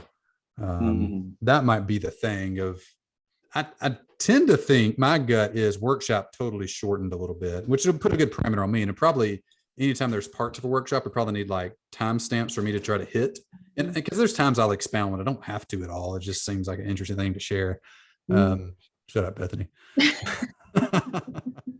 Me and Ben were really like messaging like, this is not going to stop. Like when we have to keep going. Like we have to interrupt, but it feels so awkward for us to interrupt you and be like, Brian, like stay on track, you know? So I think like if we had everyone agreed on like, okay, you know, 5 or 10 minutes and then like when it's done kind of thing. That might be helpful, but I'm with you. We need segment markers for targets to hit when we're there. I think if we did that, I can hit those, or at least get way reasonably close to it. That's good. That feels good. And then we can mess with the markers a little bit versus highly variable each time. Yeah, totally. I remember when Colin Cowherd left ESPN and went to Fox News as like a sports anchor, one of the things he wanted to do is have these really long form interviews with sports figures and other people. Like he had Mark Cuban on for an hour. And then after a year later, he just stopped doing it. He never really talked about it, but I'm just assuming people just didn't want to listen that long. I mean, but then you have Joe Rogan and Tim Ferriss and all these super long form interviews that go for 4 hours. So I don't know. There's no right or wrong way to it. But anyway, having ideal targeted times for segments. Yeah, good. The hacker level was up today. Like I saw it early. What? I saw it early. Yeah, I mean, I was going hard, and Yeah. I figured out they have like an MO, so like they would start raising hands, like that would be the first thing they would do. Then the second thing they would do is type hi in the chat or sir, and then the third thing was like they started posting like absurd things. So I just started kicking out people that started raising their hand. I was like, oh, Luke just raised his hand. Hi, Luke. It's nice to see you today. I know you're not a hacker. Oh, that was Luke. Okay, cool. Yeah.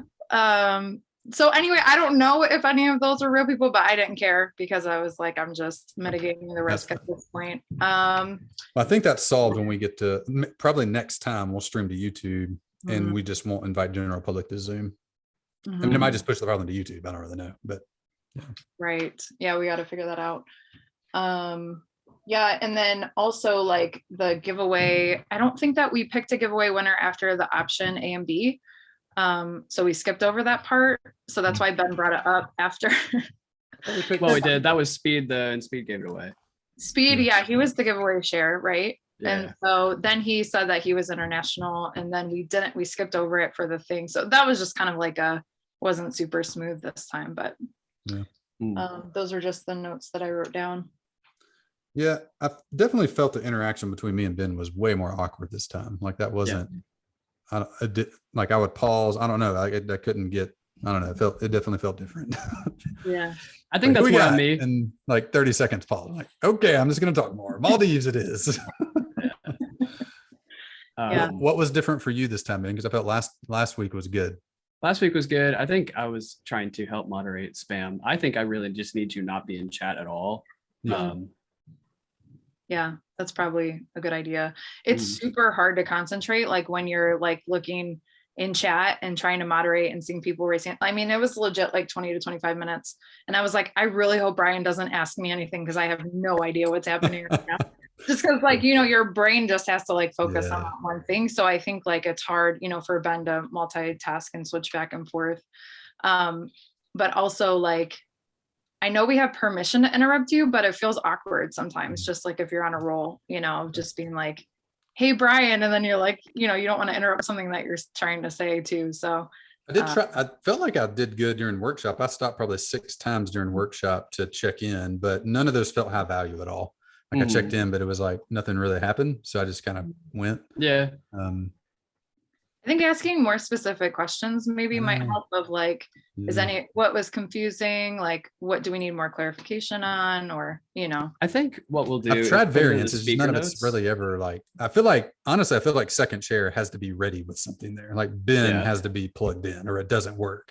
Could I be, hey, what was confusing? He's like, oh, it seemed to make good sense. Great. All right, next. Yeah. If he's not in it, it just doesn't work. Yeah. And maybe there's more prep for the two of you beforehand of like, here's certain things that I'll add at different points or whatever. So that could help. Sometimes what happens is you answer the question I'm going to ask before you pause, and I'm left not with a good question. That makes sense. Yeah. Yeah, we need to master the small talk piece because I feel like it's important for I don't know, the relationship side of the thing. But we've had a couple good ones. This one was probably not as good, but I don't know. If you're moderating chat, I mean, that's the key piece there. Like you got to get out of that. Yeah. Okay, I agree with that. Well, I think we just keep repping. We'll figure that out. I'm not terribly worried about it. And give me markers. I think that's probably the biggest adjustment for me personally. What did SMS opt-ins end up at, and did we have any coach people? So I've got total number that responded was over 70. Total delivered was 55 right now because international numbers. So that's something to think about for next week. And then Drew, how did follow-up go? Yeah, I would say SMS was a lot more successful this time with the VIP opt-ins. And then we had a few coach opt-ins, but they didn't send out because of long distance numbers. But I've had a few people book some calls that just did the VIP. So I got some of those going and scheduled for tomorrow. It's simple, talk a little deeper, dig a little deeper into some strategy. Got some yeses there. Why can't we send to international? I think we've had trouble with that in sales message and any Twilio. It's just they put laws in place where it's not allowed, so they restrict their deliverability. Oh, interesting. Also, someone was saying in chat that they had to pay for every text message received.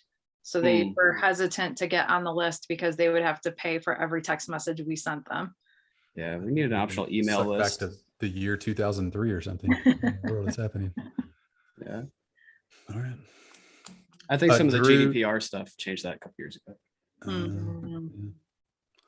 Drew, I'd recommend, if you haven't, calling anybody that clicked on the link to book but didn't, anybody that said coach but didn't book, like just text them, call them, follow up with them, hit them 2 or 3 times easy. I mean, they express high level of interest. So